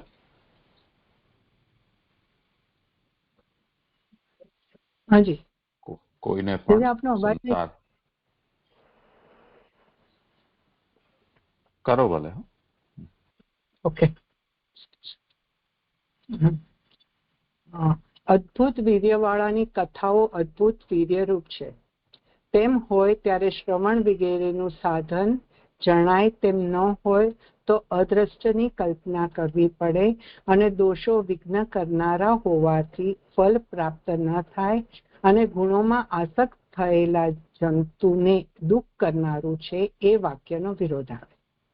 વાક્ય મોટું છે ને ઘણી બધી ફૂટનોટ છે કે તેમ હોય ત્યારે શું કરવું જોઈએ. એટલે પ્રભુનો અદ્ભુત વીર્યવાળાની કથાઓ અદ્ભુત વીર્યરૂપ જ છે, એ તો ક્લિયર છે. પણ જો તેમ હોય ત્યારે શું થાય, તો ત્યારે શ્રવણ વગેરેનું સાધન જણાય તેમ ન હોય તો શ્રવણ વગેરેનું સાધન ત્યાં 7મી ફૂટનોટ છે કે મન ભગવાનમાં રાખવા રૂપ સાધન. કયું સાધન? તો શ્રવણ વગેરે જે સાધન કરી રહ્યા છે તેમાં મન એને પ્રભુમાં રાખવા રૂપ સાધન જણાય તેમ ન હોય. એમાં 8મી ફૂટનોટ છે કે વીર્ય સાથેના ભગવાનનું શ્રવણ કરવાનું ન હોય તો સંગ રહિત મન તેમનામાં ન રખાય તો. એટલે પ્રભુ જે છે અહીંયા આગળ કીધું કે વીર્ય પરાક્રમ વાળા છે, અદ્ભુત પરાક્રમ વાળા છે, એમનું શ્રવણ કરવું જોઈએ. પ્રભુ વીર્ય વાળા છે અને વીર્યવાળાની કથા જ અદ્ભુત વીર્ય રૂપ છે. તો એ જે છે એ વીર્ય સાથેના ભગવાનનું શ્રવણ કરવાનું ન હોય તો આ બધી સંગ રહિત મન થઈ જાય અને મન સંગ રહિત થાય તો તેમનામાં ન રખાય. તો એવું થાય એટલે તેમ ન હોય તો અદ્રષ્ટની કલ્પના કરવી પડે. એટલે પછી કઈ પ્રમાણ હોય જ નહીં, એટલે અદ્રષ્ટ વસ્તુ છે એની કલ્પના કરવી પડે અને દોષો વિઘ્ન કરનારા હોવાથી ફલ પ્રાપ્ત ન થાય. દોષોમાં 9મી ફૂટનોટ છે કે દોષ એટલે શું? તો મનના દોષો. તો એ મનના દોષો કેવા છે? તો મન તો માકડા જેવું છે, સંકલ્પ વિકલ્પ કર્યા જ કરે. તો એ દોષો શું કરે છે? તો એ વિઘ્ન કરનારું છે અને એ વિઘ્ન કરે અને વિઘ્ન કરનારું હોવાથી ફલ પ્રાપ્ત ન થાય. હવે આગળ ભાગવતજીના જ શ્લોક અહીંયા આગળ કહી રહ્યા છે કે ગુણોમાં આસક્ત થયેલા જંતુને દુઃખ કરનારું છે. આ 5મા અધ્યાયના 5મા સ્કંદના 11મા અધ્યાયનો 10મો શ્લોક છે. તો એની અંદર આ કહી રહ્યા છે કે જે ગુણોમાં આસક્ત થયેલો જીવ છે એને દુઃખ જ કરનારું છે, એને દુઃખ જ થવાનું છે. ગુણાનું રક્તમ વ્યસનાય જંતો ક્ષેમાય નહીં ગુણમત્વો મનસ્યાત. એટલે શ્લોકાર્થ એ રીતનો છે કે વિષયાસક્ત મન જીવને સંસારના સંકટમાં નાખી દે છે. વિષય રહિત થયા પછી એ જ મન જીવને શાંતિમય મોક્ષ પદની પ્રાપ્તિ કરાવી દે છે. એ વાક્યનો એટલે આ જે ભાગવતજીનો શ્લોક છે તો એ વાક્યનો વિરોધ થાય. એટલે જેવી રીતે હું સર્વના આત્મામાં મન મૂકીને શબ્દોથી તે ફળ કહેલું છે. એટલે જે 3જા શ્લોકની અંદર કીધું કે હું સર્વના આત્મામાં મન મૂકીને, તો શ્રી કૃષ્ણની કથામાં આપ મને કહો જેથી શ્રી કૃષ્ણની કથા આપ મને કહો જેથી હું મારા આસક્તિ રહિત મનને, એટલે શ્રી કૃષ્ણની કથામાં મારું મન કેવી રીતે? તો આસક્તિ રહિત મનને નિસંગ એટલે બીજા કોઈનો સંગ ન નિસંગ બનાવીને શ્રી કૃષ્ણમાં લગાડીને મારો દેહ છોડી દઉં. તો આ જે કીધું તો એ શબ્દોથી તે ફળ કહેલું છે. એટલે એ પ્રભુમાં શ્રી કૃષ્ણમાં એમનું મન લાગી જાય અને એ મન લાગતા એમનો દેહ છૂટે તો એ રીતનો એમનો દેહ છૂટે એવું ફળ એમને ઈચ્છિત છે. એટલે એવું ફળ એમને કહેલું છે. શ્રવણ વગેરેથી ભગવાનમાં મન રાખવામાં આ જન્મમાં આટલું જ ફળ થાય, બીજા જન્મમાં તો બીજું ફળ થાય. તો શ્રવણ વગેરેથી જ્યારે ભગવાનમાં મન રાખે ત્યારે આ જન્મમાં આટલું ફળ, એટલે એમનું પ્રભુમાં મન લાગેલું રહે અને એ પ્રભુના પિયુષ અમૃતનું પાન કરતા કથા અમૃતનું પાન કરતા એમનો દેહ છૂટે એટલું જ એમને ઈચ્છિત છે. અને બીજા જન્મમાં તો બીજું ફળ થાય. એમાં આટલું જ માં 9મી ફૂટનોટ છે કે બીજી 9મી ફૂટનોટ છે કે ભગવાન શરૂઆતમાં હોવાના જ્ઞાનને લીધે મનને નિસંગ કરવાનું, અને 10મી ફૂટ કે બીજા જન્મમાં તો બીજું ફળ થાય, એમાં ભગવાનમાં પ્રવેશરૂપ અને અભયરૂપ. એટલે આ જન્મમાં આટલું ફળ એમને ઈચ્છિત છે, બીજા જન્મમાં એમને ભગવાનમાં પ્રવેશરૂપ ફળ મળશે અને અભયરૂપ ફળની પ્રાપ્તિ થશે. બીજો પેરેગ્રાફ છે જે પૂરો થયો. ત્રીજો લઉં છું. આના પહેલા જે આવર્તન થયું હતું એમાં આ વિષય આપણે લીધો હતો એવું કોઈને યાદ છે?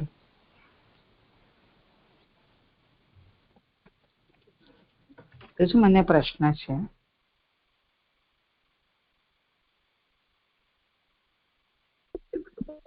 એટલે જો આમાં તમારી તૈયારી પૂરતી હોય અને જો તમને આ વિષય સમજાવવામાં કે સમજવામાં ક્લેશ ન થતો હોય તો આ વિષયને લઈએ, અન્યથા પછી અધ્યાયને આગળ વધારી શકાય. કેમ કે મૂળ વસ્તુ એ છે કે આ આક્ષેપાધ્યાય છે, પ્રશ્નાધ્યાય નથી. એ વાતને સમજાવવા માટે એ શ્રી મહાપ્રભુજી એક બીજા બધા જે વ્યાખ્યાકારો છે એનાથી અલગ હટીને આપ સ્વયં આ વિષયને કહી રહ્યા છે.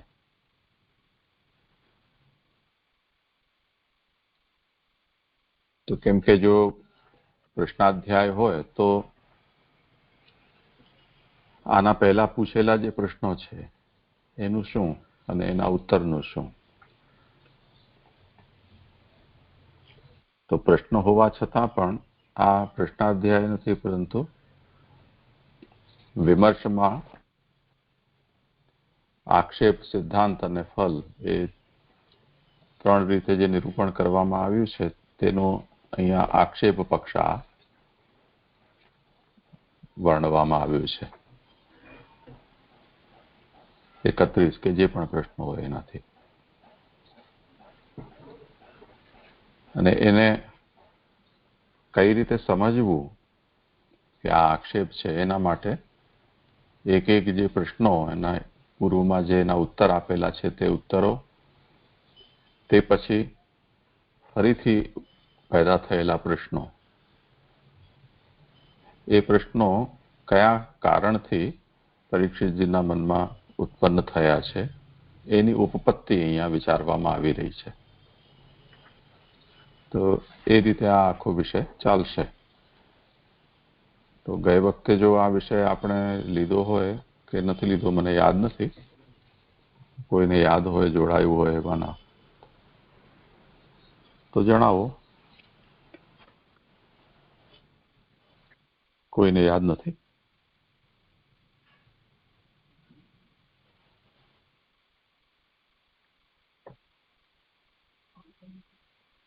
સારું, તો કઈ નહીં. તો આગળ વિષય જેમને કરવું હોય તો શું છે પ્રશ્નમાં? હા, એટલે તો આપણે ડિસ્કસ કરતા હોઈએ તો હું પૂછું છું એવી રીતે કે ફર્સ્ટ પેરેગ્રાફમાં 2-3 વિષય આવ્યા. એ હું મારી સમજ કન્ફર્મ કરતી હતી કે પહેલા જે કહ્યું કે આ અધિકાર ભેદથી કહેવું જોઈએ, એમાં 2-3 કોટેશન આપ્યા એ એક, અને પછી આજે કહ્યું કે 2:1:5 જે કહ્યું છે શ્રોતવ્ય કીર્તિતવ્ય અને અદ્ભુત વીર્યવાળાની કથાઓ અદ્ભુત વીર્યરૂપ છે. અને પછી એ મારો પ્રશ્ન એ છે કે તેમ હોય એટલે ભગવાન તો આવા જ છે અને શ્રવણ વગેરેનું સાધન જણાય તેમ ન હોય તો અદ્રષ્ટની કલ્પના કરવી પડે અને દોષો વિઘ્ન કરનારા હોવાથી ફળ પ્રાપ્ત થાય નહીં. તો એમાં શું આ સમજવાનું હતું કે આપણું એટલો અધિકાર નથી એવું કંઈ કહી રહ્યા છે ને પછી અદ્રષ્ટની કલ્પના કરવી પડે, તો એનાથી શું સમજવું એ મને પૂછવું છે. એટલે આ સળંગ એક વાત છે કે 2-3 ટોપિક્સ છે, એ પહેલો પોઈન્ટ સમજવો હતો.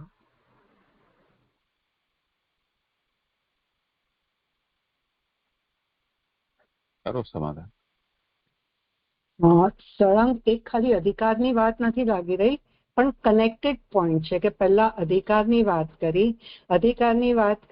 કરી પછી પદ્મપુરાણની વાત કરી કે સર્વ અધિકારીઓ છે અને એના અંદર જે અલગ અલગ વાત આવી બ્રહ્માજીની, સુખદેવજીની અને પદ્મ પુરાણની, એનાથી પછી કીધું કે ઓકે, તો અધિકારની વાત આવ્યા પછી કોનું શ્રવણ, એટલે શું કરવું જોઈએ? કારણ કે મૂળ વસ્તુ શું છે કે અહીંયા આગળ પીબત અચ્યુત પિયુષ એની વાત છે, તો એ કથા જેની કરવાની છે, કારણ કે એમને એમનો જીવ અધિકારીતા, એમને તો આગલા જ પેરેગ્રાફમાં કીધું કે હું ઉત્તમ અધિકારી છું, તો એ ઉત્તમ અધિકારી છે અને આ રીતનું એ અધિકારની વાત કર્યા પછી એમ કે છે તો કોનું શ્રવણ કરવું જોઈએ? તો એ અહીંયા આગળ વીર્યવાળા, પરાક્રમવાળા પ્રભુનું શ્રવણ કરવું જોઈએ. એ શ્રવણ કરવાની વાત આવ્યા પછી એમ કીધું કે જો એ શ્રવણ જે સાધનો છે તો એ જો એ બરાબર ન થાય તો એને જે ફલ પ્રાપ્ત કરવું છે એ ના થાય. એટલે એમ કહીને એમ કીધું છે કે જો મન પ્રભુમાં લાગે, મન શ્રદ્ધાપૂર્વક જો મન પ્રભુમાં લાગશે અને એ મન બીજી બધી વસ્તુ, એટલે આપણે જે ફિશ ટેન્કની જે વાત કરી રહ્યા હોય છે કે ફિશ ટેન્કની અંદર ગંદુ પાણીને ચોખ્ખું કરવા માટે શું કરવું પડે છે? તો કોન્સ્ટન્ટ ફ્લો ચોખ્ખા પાણીનો કરવો પડે ને કોન્સ્ટન્ટ આઉટફ્લો ગંદા પાણીનો કરવો પડે. એમ મનને નિસંગ, એટલે બીજા બધા વિષયોનો સંગ છોડાવી અને મન ખાલી પ્રભુમાં રહેશે તો એ મન શ્રદ્ધાવાળું થશે અને શ્રદ્ધાયુક્ત મન થશે તો એમને જે ફલ પ્રાપ્ત કરવું છે, એટલે એમને અંત સમય ફક્ત પ્રભુનું સ્મરણ રહે એ રીતનું ફલ જે કહી રહ્યા છે એ પ્રભુમાં એમનું મન રહેશે અને એ આ જન્મમાં જેટલું ફલ ઈચ્છી રહ્યા છે એટલું ફલ એમને પ્રાપ્ત થશે, એવું એ કહી રહ્યા હોય એવી સંગતિ મને લાગી રહી છે. એટલે દ્રષ્ટની કલ્પના કરવી પડે, એનાથી શું સમજવાનું?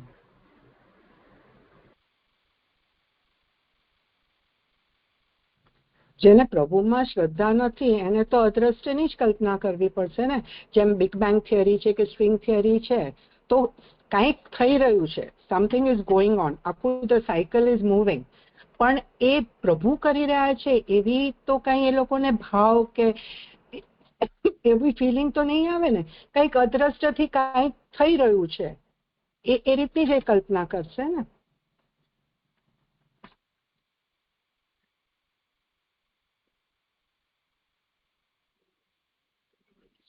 ના, એટલું બહુ સમજ નથી પડી, પણ ઠીક છે, એટલું ચાલશે. એટલે મને એ સમજ નથી પડતી કે હમણાં જે કહ્યું પછી વિચાર થોડોક એવો આવ્યો કે આક્ષેપ અધ્યાય છે એટલે એવું સમજવાનું કે ભલે પરીક્ષિત ઉત્તમ અધિકારી છે પણ અહીંયા એમ એવી રીતે જ ડાઉટ ક્રિએટ કર્યો કે અધિકાર ભેદ હોવા જોઈએ ને અભયની ઈચ્છા, એટલે આખું સાથે અધ્યાયનું આ સમરી વાઇઝ આખું આક્ષેપ ક્રિએટ કરી રહ્યા છે. ઇન જનરલ જો આ 5-6 પાના છે એનો ફ્લો કેવી રીતે જશે, એટલે ડાઉટ્સ કેવી રીતે ક્રિએટ થાય છે, જો જે આપ કહી શકતા હો તો એવું, કે પછી કહેજો. એ તો થઈ ગયું ને અહીંયા, એ તો કયા ડાઉટ?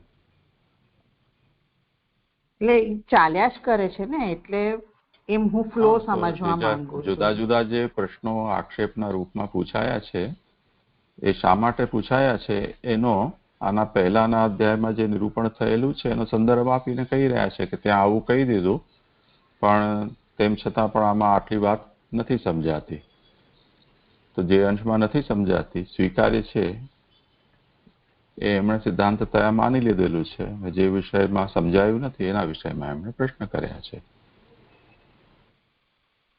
તો શ્રોતવ્યાદિની એ શ્લોકત્રયથી અહીંયા સાધારણાધિકારમ નિવાર્ય અભયમ ઇચ્છતામ ય ઉપાય કથિત હસો અનુપન્ન. તમે જેમ કહી રહ્યા છો કે જે અભયની ઈચ્છા રાખે છે એના માટે આ વાત છે, પણ એ વાત તમારી સંગત નથી થતી. કેમ નથી થતી? તો નાનકડો ઉત્તર છે કે વિષ્ણુ ભક્તિમાં બધાનો અધિકાર છે. તો પછી તમે આ કોઈકના માટે આ છે ને કોઈકના માટે આ છે એમ તમે કેમ કહી શકો? તો આ વાત નથી સમજમાં આવતી. તે જ રીતે કેવલ ભગવાનનું શ્રવણ કરવું એમ કહી દીધું, તો પછી ભગવાનના અદ્ભુત વીર્યનું શ્રવણ કરવું એમ પણ કહ્યું છે. તો અદ્ભુત વીર્યની કથા, જેનું વીર્ય છે એની કથા પણ અદ્ભુત વીર્ય રૂપા છે. એ જે અત્યારે તમારો આ પ્રશ્ન ચાલી રહ્યો છે. તો ચરિત્ર માત્રત્વે ભગવાન સ્વભાવત એવ પ્રવિષ્ટ ઇતિ કસ્યાપી સંસારો ન સ્યાત. કેવલ ચરિત્રનું, ભગવાનના ચરિત્રનું યદી શ્રવણ કરવામાં આવે તો ભગવાન એમાં પ્રવિષ્ટ હોવાથી કોઈને પણ સંસાર ન થાય. તો જે શાસ્ત્ર પ્રકટ થયું છે એ વ્યર્થ થઈ જાય. અદભુત વીર્ય વાળા ભગવાનની કથા સાંભળવી, તો કથાના શ્રવણથી ફલ થશે. એટલે શ્રવણાદિનામ દ્રષ્ટમેવ દ્વારમ સ્યાત, અન્યથા તો અદ્રષ્ટ કલ્પના પ્રસજ્યેત, દોષાણામ પ્રતિબંધકત્વા ચ ન ફલમ. એટલે જો શ્રવણાદિથી ફલની પ્રાપ્તિ થતી નથી એવું જો તમે કહેશો તો પછી અદ્રષ્ટની કલ્પના કરવી પડશે, જે પ્રથમ આગળના અધ્યાયમાં વિષયનું ચર્ચા પર્યાપ્ત થઈ ચૂકી છે.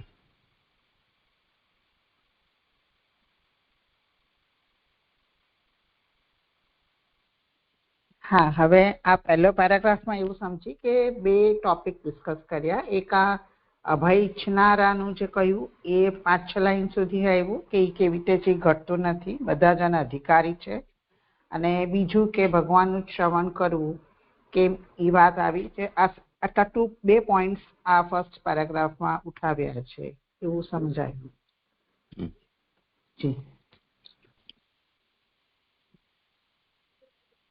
જી જી શ્રી દંડવત પ્રણામ. હવે હાથ ઊંચો કરીને પૂછો ને, કોણ છો? હા, બંને પારુલ નામ છે એટલે મને સમજાયું નહીં. હા, બોલો. દંડવતજી, મેં હાથ ઊંચો કરેલું છે. હા, મારો એ જ ક્વેશ્ચન છે કે આપણે જેવી રીતના કીધું કે આ આખો જ અધ્યાય એવી રીતના લેવો કે આક્ષેપથી, તો 1 થી 7 તો કહી દીધું અને પરીક્ષિત જાણે છે અને સુખદેવજીએ સમજાવી દીધું છે. તો પૂર્વ પક્ષ ક્યાંથી આવ્યો અને પૂર્વ પક્ષ કરનાર કોણ? અવાજ નથી આવી તો તમારો. હેલો, હા, થોડો આવ્યો અવાજ. હેલો, આવે છે જય શ્રી દંડવત? હા, હવે થોડું આવ્યો. હા, એટલે મારો ક્વેશ્ચન એ છે કે 1 થી 7 જે પણ અત્યારે જોયું અધ્યાયમાં, તો આપે પૂર્વ પક્ષ જ કીધો અને આપે પણ કીધું કે આખો અધ્યાય જ એવી રીતના છે કે આક્ષેપો રહી શકે એવી રીતના મહાપ્રભુજીએ કીધેલું છે. તો પછી આક્ષેપ કરનાર કોણ કા તો પૂર્વ પક્ષ કોણ? કારણ કે જો ત્યાં આગળ સુખદેવજીને પણ નથી અને પરીક્ષિત રાજાને પણ જોઈએ નથી સંદેહ, તો પૂર્વ પક્ષ કોણ અહીંયા? કે આક્ષેપ કરનાર પણ કોણ અને આ બધા ક્વેશ્ચન કરનાર કોણ? અને એક ક્વેશ્ચન પણ એટલા જ પરીક્ષિત પૂછી રહ્યા છે ને, તો અહીંયા પરીક્ષિત રાજોવાચ હતી, પરીક્ષિત જ આ કહી રહ્યા છે. એમને શાયદ આપણી અવાજ નથી જઈ રહી, કંઈ ગડબડી છે. અહીંયા પ્રશ્ન પરીક્ષિત જ કરી રહ્યા છે. જે છે હું કહું આક્ષેપ કરતા પણ પરીક્ષિત જ છે. જે કાલે જે મેં કહ્યું હતું ને કે પૂર્વ પક્ષ કેવી રીતે આવી શકે એ જ સંદર્ભમાં એ પૂછી રહ્યા હોય એવું લાગે છે. એટલે એ હું ખાલી રિપીટ કરું છું કે કાલે આપણે એવું કહ્યું હતું કે 5, 6, 7 બ્રહ્મા અને નારદનો વિષય હતો અને હવે 8માં પરીક્ષિત સુખદેવજીને પૂછી રહ્યા છે. તો કાલે આપણે મને સમજાવેલું કે નારદ તો ઉત્તમ અધિકારી હતો, થોડાકમાં જ બધું સમજી ગયા હતા અને અધિકાર અનુસાર પરીક્ષિત એનાથી થોડા હલકી કેટેગરીમાં આવે નારદજીની સામે, એટલે એમને એ બધામાં થોડાક સંદેહ રહ્યા છે. એ રીતે અહીંયા એમનો પૂર્વ પક્ષ થયો એવું આપણે કાલે ડિસ્કસ કરેલું. અને અહીંયા તો એ વાત આવી કે થોડાકમાં જ્યાં એને ડાઉટ છે એટલો જ સંદેહ છે, બાકી જેટલામાં સંમત હતો ત્યાં તો એમને નથી. એટલે કાલનો જ મારો પ્રશ્ન હતો ને એટલે મેં આનો જવાબ આપવાનો પ્રયત્ન કર્યો. પ્રણામજી. ના, આજની જ આપણી આ 4થી ફૂટનોટમાં છે કે આપણે વાંચ્યું તે પ્રમાણે કે એમને ક્વેશ્ચન નથી તે છતાં પણ પૂર્વ પક્ષ આ પૂર્વ પક્ષ તરીકે સ્વીકારાય છે. પરીક્ષિતને ક્વેશ્ચન નથી, પણ હું એ જ કહું છું કે પૂર્વ પક્ષ કોણ? તો પછી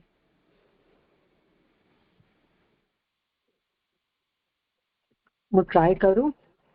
બેઝિકલી અહીંયા આગળ છે ને તે કઈ રીતનો પૂર્વ પક્ષ છે, જે હમણાં કીધું કે આ પ્રશ્ન અધ્યાય નથી, એટલે પરીક્ષિતે પહેલા સુખદેવજીએ એમને 4 અધ્યાય સુધી જે કીધું એ, અને 5 થી 7 અધ્યાયની અંદર સુખદેવજીએ બ્રહ્માએ નારદજીને જે કીધું એ પરીક્ષિતજીને કહી રહ્યા છે. એટલે બ્રહ્માજીના વચન પણ સાંભળ્યા, સુખદેવજીના પણ વચનો સાંભળ્યા.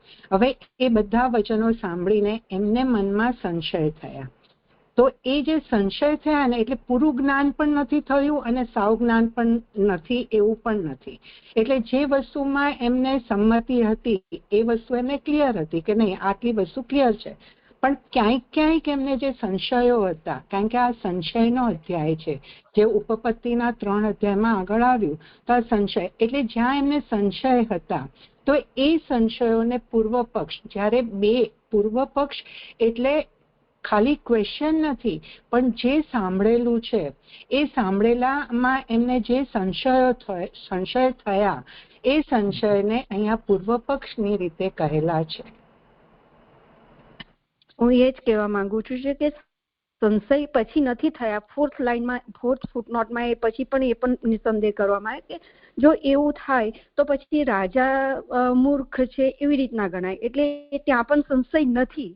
આફ્ટર ધેટ પછી આ પૂર્વ પક્ષ રહ્યો, તો પૂર્વ પક્ષ કોને છે એમ કે ત્યાં ગાડી નથી ને. લિસન, રાજા મૂર્ખ નથી, એ ગુરુને શંકા ઉત્પન્ન કરે. એટલે અહીંયા આગળ શું છે કે જે સુખદેવજીએ કીધેલું છે એ જો એમને, એટલે અહીંયા આગળ 4થા શ્લોકની અંદર, આ અધ્યાયના 4થા શ્લોકમાં પરીક્ષિત રાજા જ પૂછી રહ્યા છે. ફૂટનોટ, હા, એ 4થી ફૂટનોટમાં જે છે ને કે 2 વસ્તુ છે કે જે પણ વસ્તુ જે પ્રમેય સુખદેવજીએ કીધું એ પ્રમેય માટે, એટલે પ્રભુ માટેની જે વાત કરી, પ્રભુની કથા કરી, એ પરીક્ષિત રાજાને બધી નથી સમજાય એવું નથી. 2 વસ્તુ થાય કે આઈધર જે આગલા 5મા અધ્યાયમાં આવ્યું હતું કે નારદજી બ્રહ્માજીની પરીક્ષા કરવા કહી રહ્યા છે, તો બ્રહ્માજીને ખબર છે કે નારદજી પરીક્ષા કરવા પ્રશ્ન નથી પૂછી રહ્યા. અહીંયા પણ જે સંશય છે એ ગુરુની પરીક્ષા કરવા માટે કે એ રીતે નથી પૂછી રહ્યા, પૂર્વ પક્ષ રૂપે, એટલે સંશય રૂપે કરી રહ્યા છે. તે સંશય રૂપે કરી રહ્યા છે. અને 4થા શ્લોકમાં જે વાત આવી તો એ તો એમને પ્રભુનું પ્રમાણ ખબર છે કે પ્રભુ પ્રમેય છે, અને એ સુખદેવજી જે કહી રહ્યા છે એ પ્રમાણ છે, જે 25મા શ્લોકમાં કીધું.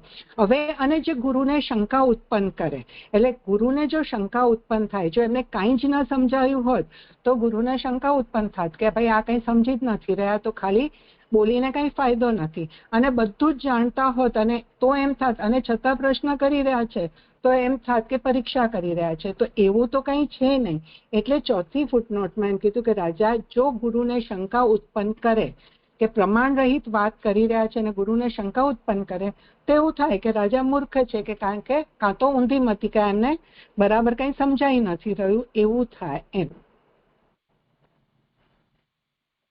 હું એ જ કહેવા માંગુ છું કે એટલે પછી આફ્ટર ઓલ રાજા સમજી ગયા, અને ત્યાર પછી પણ અગેન એન્ડ અગેન તમે જે વાંચી રહ્યા છો એમાં પૂર્વ પક્ષ જ થઈ રહ્યો છે.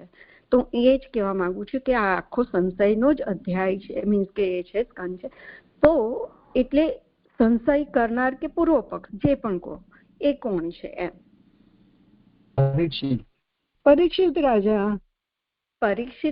તો આખા અધ્યાયમાં પરીક્ષિતને તો ધ્યાનમાં લેવામાં આવ્યા, પણ આફ્ટર ઓલ 4th ફૂટનોટ એવું પ્રૂવ કરે છે ને કે એ મૂર્ખ પણ નથી અને એ સમજી પણ રહ્યા જ છે, અને એમને સંશય પણ નથી સુખદેવજીના કહેવામાં પણ, કે નથી નારદજીને અને બ્રહ્માના એમાં પણ એમને સંશય નથી.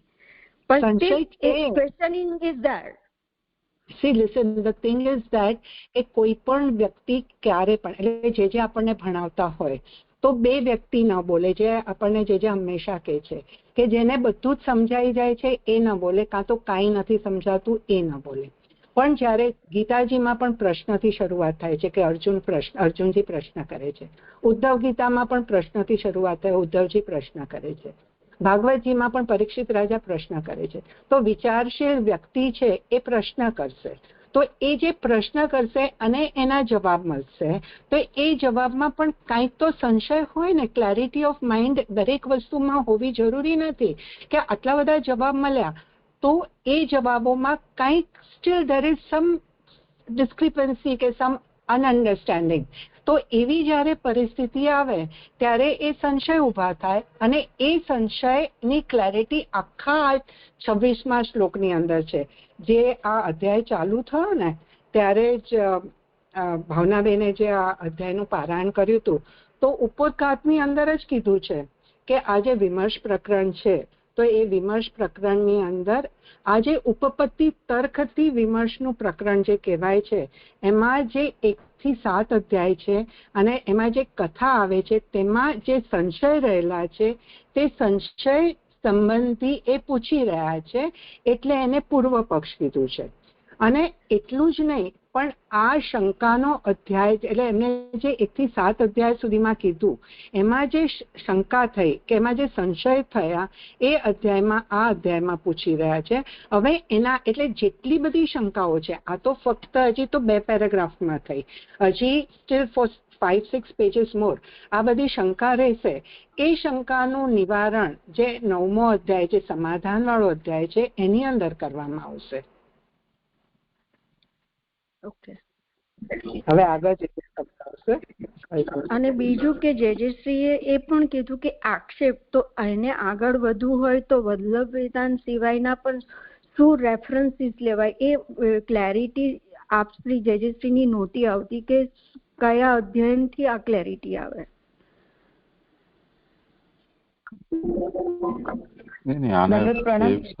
વલ્લભ વેદાંત સાથે કે એના બીજા સંદર્ભની કોઈ આવશ્યકતા નથી. આ જે મુદ્દો આખો ઉભો થયો છે એ 8મા અધ્યાયમાં ઉભો કર્યો છે પરીક્ષિતજીએ. એટલે આનાથી પહેલાના 7 અધ્યાયોમાં જે નિરૂપણ થયું છે એ બધું પૂર્વ પક્ષ છે એમ માનીને ચાલવું. પૂર્વ પક્ષનો મતલબ એક વિચારવા માટે જે વિષય પ્રસ્તુત થયો હોય અને એ એક મુકામ સુધી પહોંચ્યો, હવે એના ઉપર આપણને વિમર્શ કરવાનો છે. તો વિમર્શ કરવા માટે પ્રશ્નોનો જે ઉપક્રમ થયો છે અને એનું જે પણ નારદ અને બ્રહ્માના સંવાદથી થોડું ઘણું સમાધાન થયું છે એના ઉપરથી બીજા કેટલાક ઓર પ્રશ્નો ઊભા થયા છે, કેટલાક પ્રશ્નો સમજાઈ ગયા છે. તો જે ઉત્તર સમજાઈ ગયા છે એને યથાવત એનો અનુવાદ કરવામાં આવશે અને એમાંથી જે વસ્તુઓ નથી સમજાઈ એ પૂછવામાં આવશે. એટલે એ જે પૂછવું એ જ અહીંયા આક્ષેપ છે, કેમ કે કોઈક વાત કહેવાયા પછી એમાંથી કંઈક આપણે પૂછી રહ્યા છીએ તો એને આક્ષેપ કહેવાય છે. તો અત્યારે પરીક્ષિતજી એ જ કરી રહ્યા છે. તો 7 અધ્યાયો પૂર્વ પક્ષના છે અને આ અધ્યાયમાં આક્ષેપ છે. એટલે 7 અધ્યાયમાં જે વિષયનું નિરૂપણ થયું છે એમાંથી જે પ્રશ્નો ઊભા થયા છે એ અહીંયા કહેવામાં આવી રહ્યા છે. કઈ રીતે એ પ્રશ્નો ઊભા થયા એ અહીંયા શ્રી મહાપ્રભુજીએ આ 2-3 પ્રશ્નોને સમજાવ્યા છે કે અધિકાર અનુસાર જુદી જુદી વાતો કહેવામાં આવી છે અને ભગવાનની ભક્તિમાં બધાનો અધિકાર છે એમ કહેવામાં આવે છે. તો તમે જે આ પહેલા કહીને આવ્યા છો એની સંગતિ શું? તો આ એક આક્ષેપ થઈ ગયો. બરાબર, બહુ સુંદર સમજાઈ ગયું. અને બીજું કે ત્યાં આગળ બીજું એના પહેલાનું પણ વાંચન થયું એમાં પણ જેવી રીતના ઉદાસીન પ્રભુ એના પ્રત્યે ઉદાસીન થયા તો ત્યાં આગળ સાંખ્ય પ્રત્યે ઉદાસીન થયા. તો ત્યાં આગળ એ પણ કહી શકાય છે કે ત્યાં આગળ પ્રભુને ભક્તિ પ્રિય છે તો ભક્તિ માટે ખાલી ભક્તિ માટે જ ઉદાસીનતા નથી, બીજા બધા માટે ઉદાસીનતા છે, એવી રીતના કરી શકાય.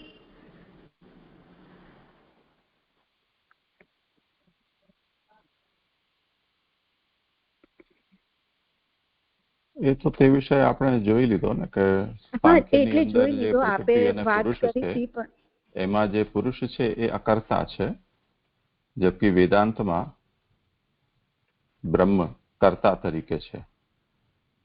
તો માયામ વિસૃજ્ય વા યથા સાક્ષી રૂપમ હિ સર્વમ પશ્યતિ, આ જે મુદ્દો આવ્યો ત્યાં જો શ્લોક કયો છે, હા, વિસૃજ્ય વા યથા માયામ ઉદાસ્તે સાક્ષીવદ વિભુ, આ 23મા શ્લોકમાં આ વિચાર કરવામાં આવ્યો છે.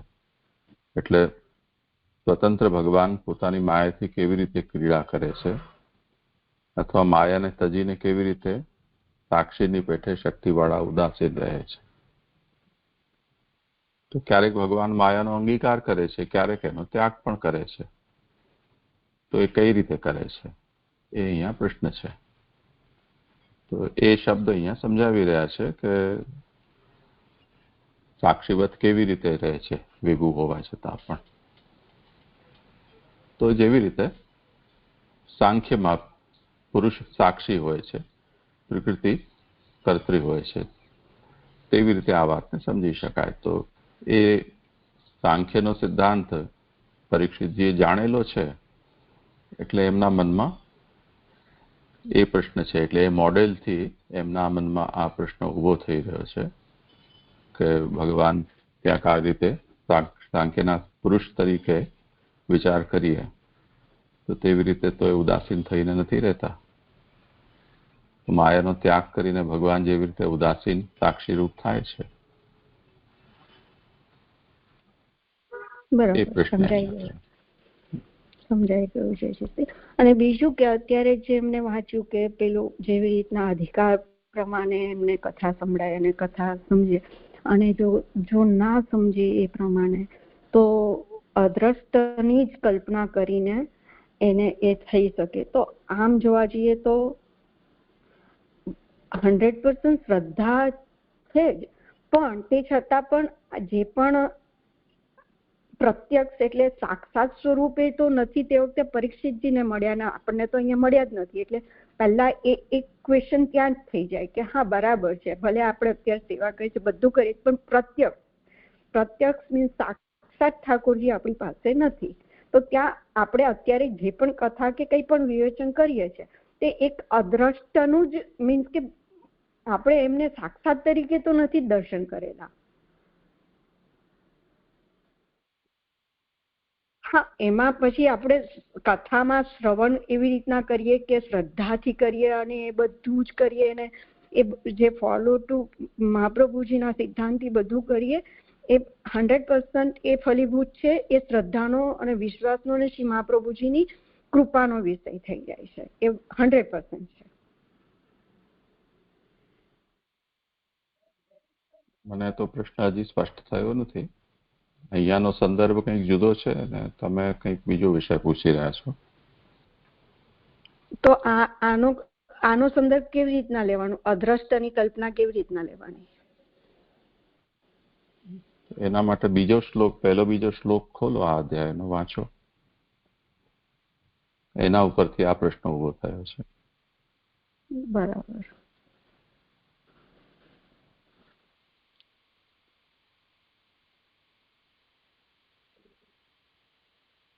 ઠીક છે, જયશ્રી, હું એ વાંચી લઈશ ને પછી તો પણ ક્વેશ્ચન રહેશે તો પૂછીશ કાલે. અચ્છા. ધન્યવાદ, પ્રણામ જયશ્રી, ધન્યવાદ, બહુ સુંદર રીતના સમજાયું. હા જય ધન્યવાદ, પ્રણામ. આ બેનનો જે પહેલો પ્રશ્ન હતો ને એમાં 11મા શ્લોકમાં એવું આવ્યું છે ને કે જો કે આપના અને બ્રહ્માના વાક્યો, સુખદેવજીના અને બ્રહ્માના વાક્યો એક અર્થવાળા છે એવું અમે શ્રવણ કરેલું છે, અને એવું હોવાથી સંદેહ દૂર કરવો જોઈએ એમ શ્રવણ કર્યું શબ્દથી કહેલું છે. 11મા શ્લોકનું અનુસંધાન લઈ શકાય આમાં? પહેલા પ્રશ્નમાં પૂર્વ પક્ષ. હા, એ તો સ્વાતિબેન કરશે. જો શું વિષય છે સમજો. મને અવાજ ક્લિયર નથી આવ્યો, આપ શું કહી રહ્યા છો? હા, એટલે બેનનો પૂર્વ પક્ષ માટે કે પહેલો પ્રશ્ન હતો ને એમાં 11મા શ્લોકમાં જે આવ્યું ને 11મા શ્લોકની અંદર સ્પષ્ટ થઈ ચૂક્યો છે. હવે આમાં પછી બીજો પૂર્વ પક્ષ થઈ જશે. ના જે મારું ક્યારનું કેવું હતું જે પણ મને અનમ્યુટ નથી કરીને એટલે જી જી હા દંડવત પ્રણામ.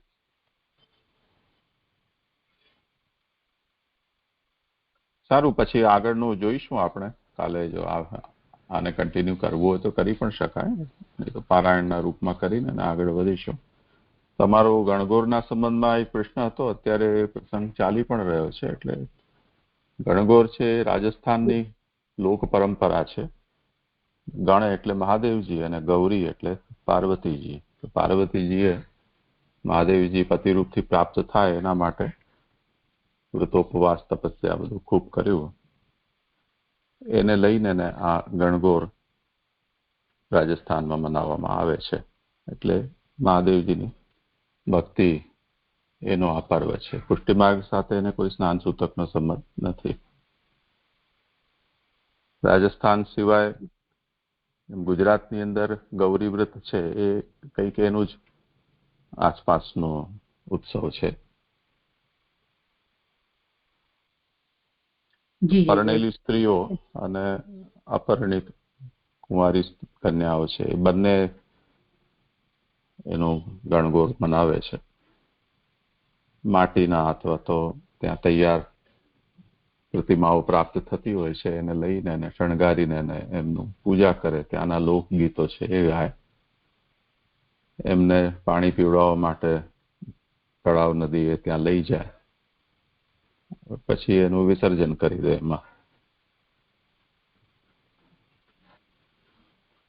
એ ગણગૌરી છે.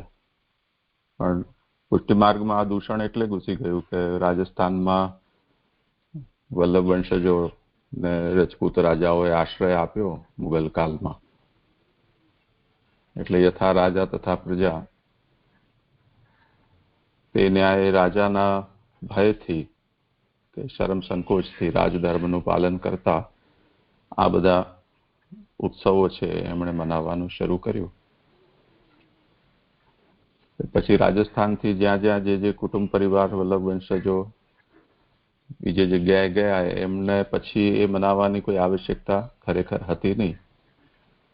પરંતુ મૂળ સિદ્ધાંત અને વિકૃત પરંપરાઓ છે એના ઉપર ધ્યાન નહીં આપવાને કારણે એ હજી સુધી ચાલી રહી છે. પણ મોટે ભાગે એમાં એટલું હોય છે કે એ શિવ પાર્વતીની પ્રતિમા છે એને પૂજન ઠાકોરજીના મહાપ્રસાદથી કરવામાં આવતું હોય છે. જો શુદ્ધ સ્વરૂપથી કહીએ તો એ શુદ્ધ અન્યાશ્રય જ છે અને એ અપસિદ્ધાંત જ છે એવું કરવું. પણ એમાં જે પાક્ષિક દોષ છે એ દોષને નિવારણ માટે ખાલી આટલું છે કે એનો મહાપ્રસાદ એમને ધરવામાં આવે અને પછી એ પ્રસાદ મોટે ભાગે ગોગ્રાસમાં કે કોઈ એવા અવૈષ્ણવ હોય એમને આપી દેવામાં આવતો હોય છે. એ પરંપરા અમારે ત્યાં પણ ચાલતી હતી, કેમ કે અમે બધા મૂળ જોધપુર ચાપાસનીના છીએ. તો અમારા બાળપણમાં તો અમે આ બધું જોયેલું છે. પણ છેલ્લા 30 વર્ષથી કે કદાચ એનાથી થોડા વધારે વર્ષથી અમારા માંડવી ઘર પરિવારમાં ક્યાંય પણ હવે ગણગોર વગેરે નથી મનાવવામાં આવતા. એમની જે પ્રતિમાઓ કાષ્ઠની છે એ બધી ઠાકોરજીના સન્મુખ સજાવટમાં વ્રજ ભક્તો તરીકે કે ગોપ સખાના રૂપમાં પધરાવવામાં આવે છે. અત્યારે સોશિયલ મીડિયાના કારણે આ વલ્લભકુલ પરિવારના ઘણા બધા સ્થાનોમાં આ વધારે પડતો સમારોહપૂર્વક એને ઉજવવામાં આવે છે. એ વસ્તુતઃ તો શરમાવાનો વિષય છે વૈષ્ણવો માટે, પુષ્ટિમાર્ગી માટે, કે એમને રાજાના ભયથી સ્વધર્મનું શુદ્ધ પાલન ન કરીને અને રાજાને ખુશ કરવા માટે આ બધું કરવાનું જે છે એને આપણે અત્યારે થોડું વધારે ચગાવી રહ્યા છીએ અને એમાં વૈષ્ણવોને સામેલ પણ કરવાની ફરજ પાડે છે. મહિલાઓને નાચવાનું, ગાવાનું અને સજવાનો અવસર મળે તો એ ગમે તે કરે, ઈદ પણ મનાવે. તો એ જે મનોવૃત્તિ છે એનું પ્રદર્શન અત્યારે સર્વત્ર જોવા મળે છે, પણ એ વસ્તુ ઉચિત નથી. જી જય જય, આજે સ્પષ્ટ ખબર નથી મને એટલે હું પૂછી લઉં. ધર્મ પ્રણામ જય જય. હા ભલે, અહીંયા વિરામ રાખ.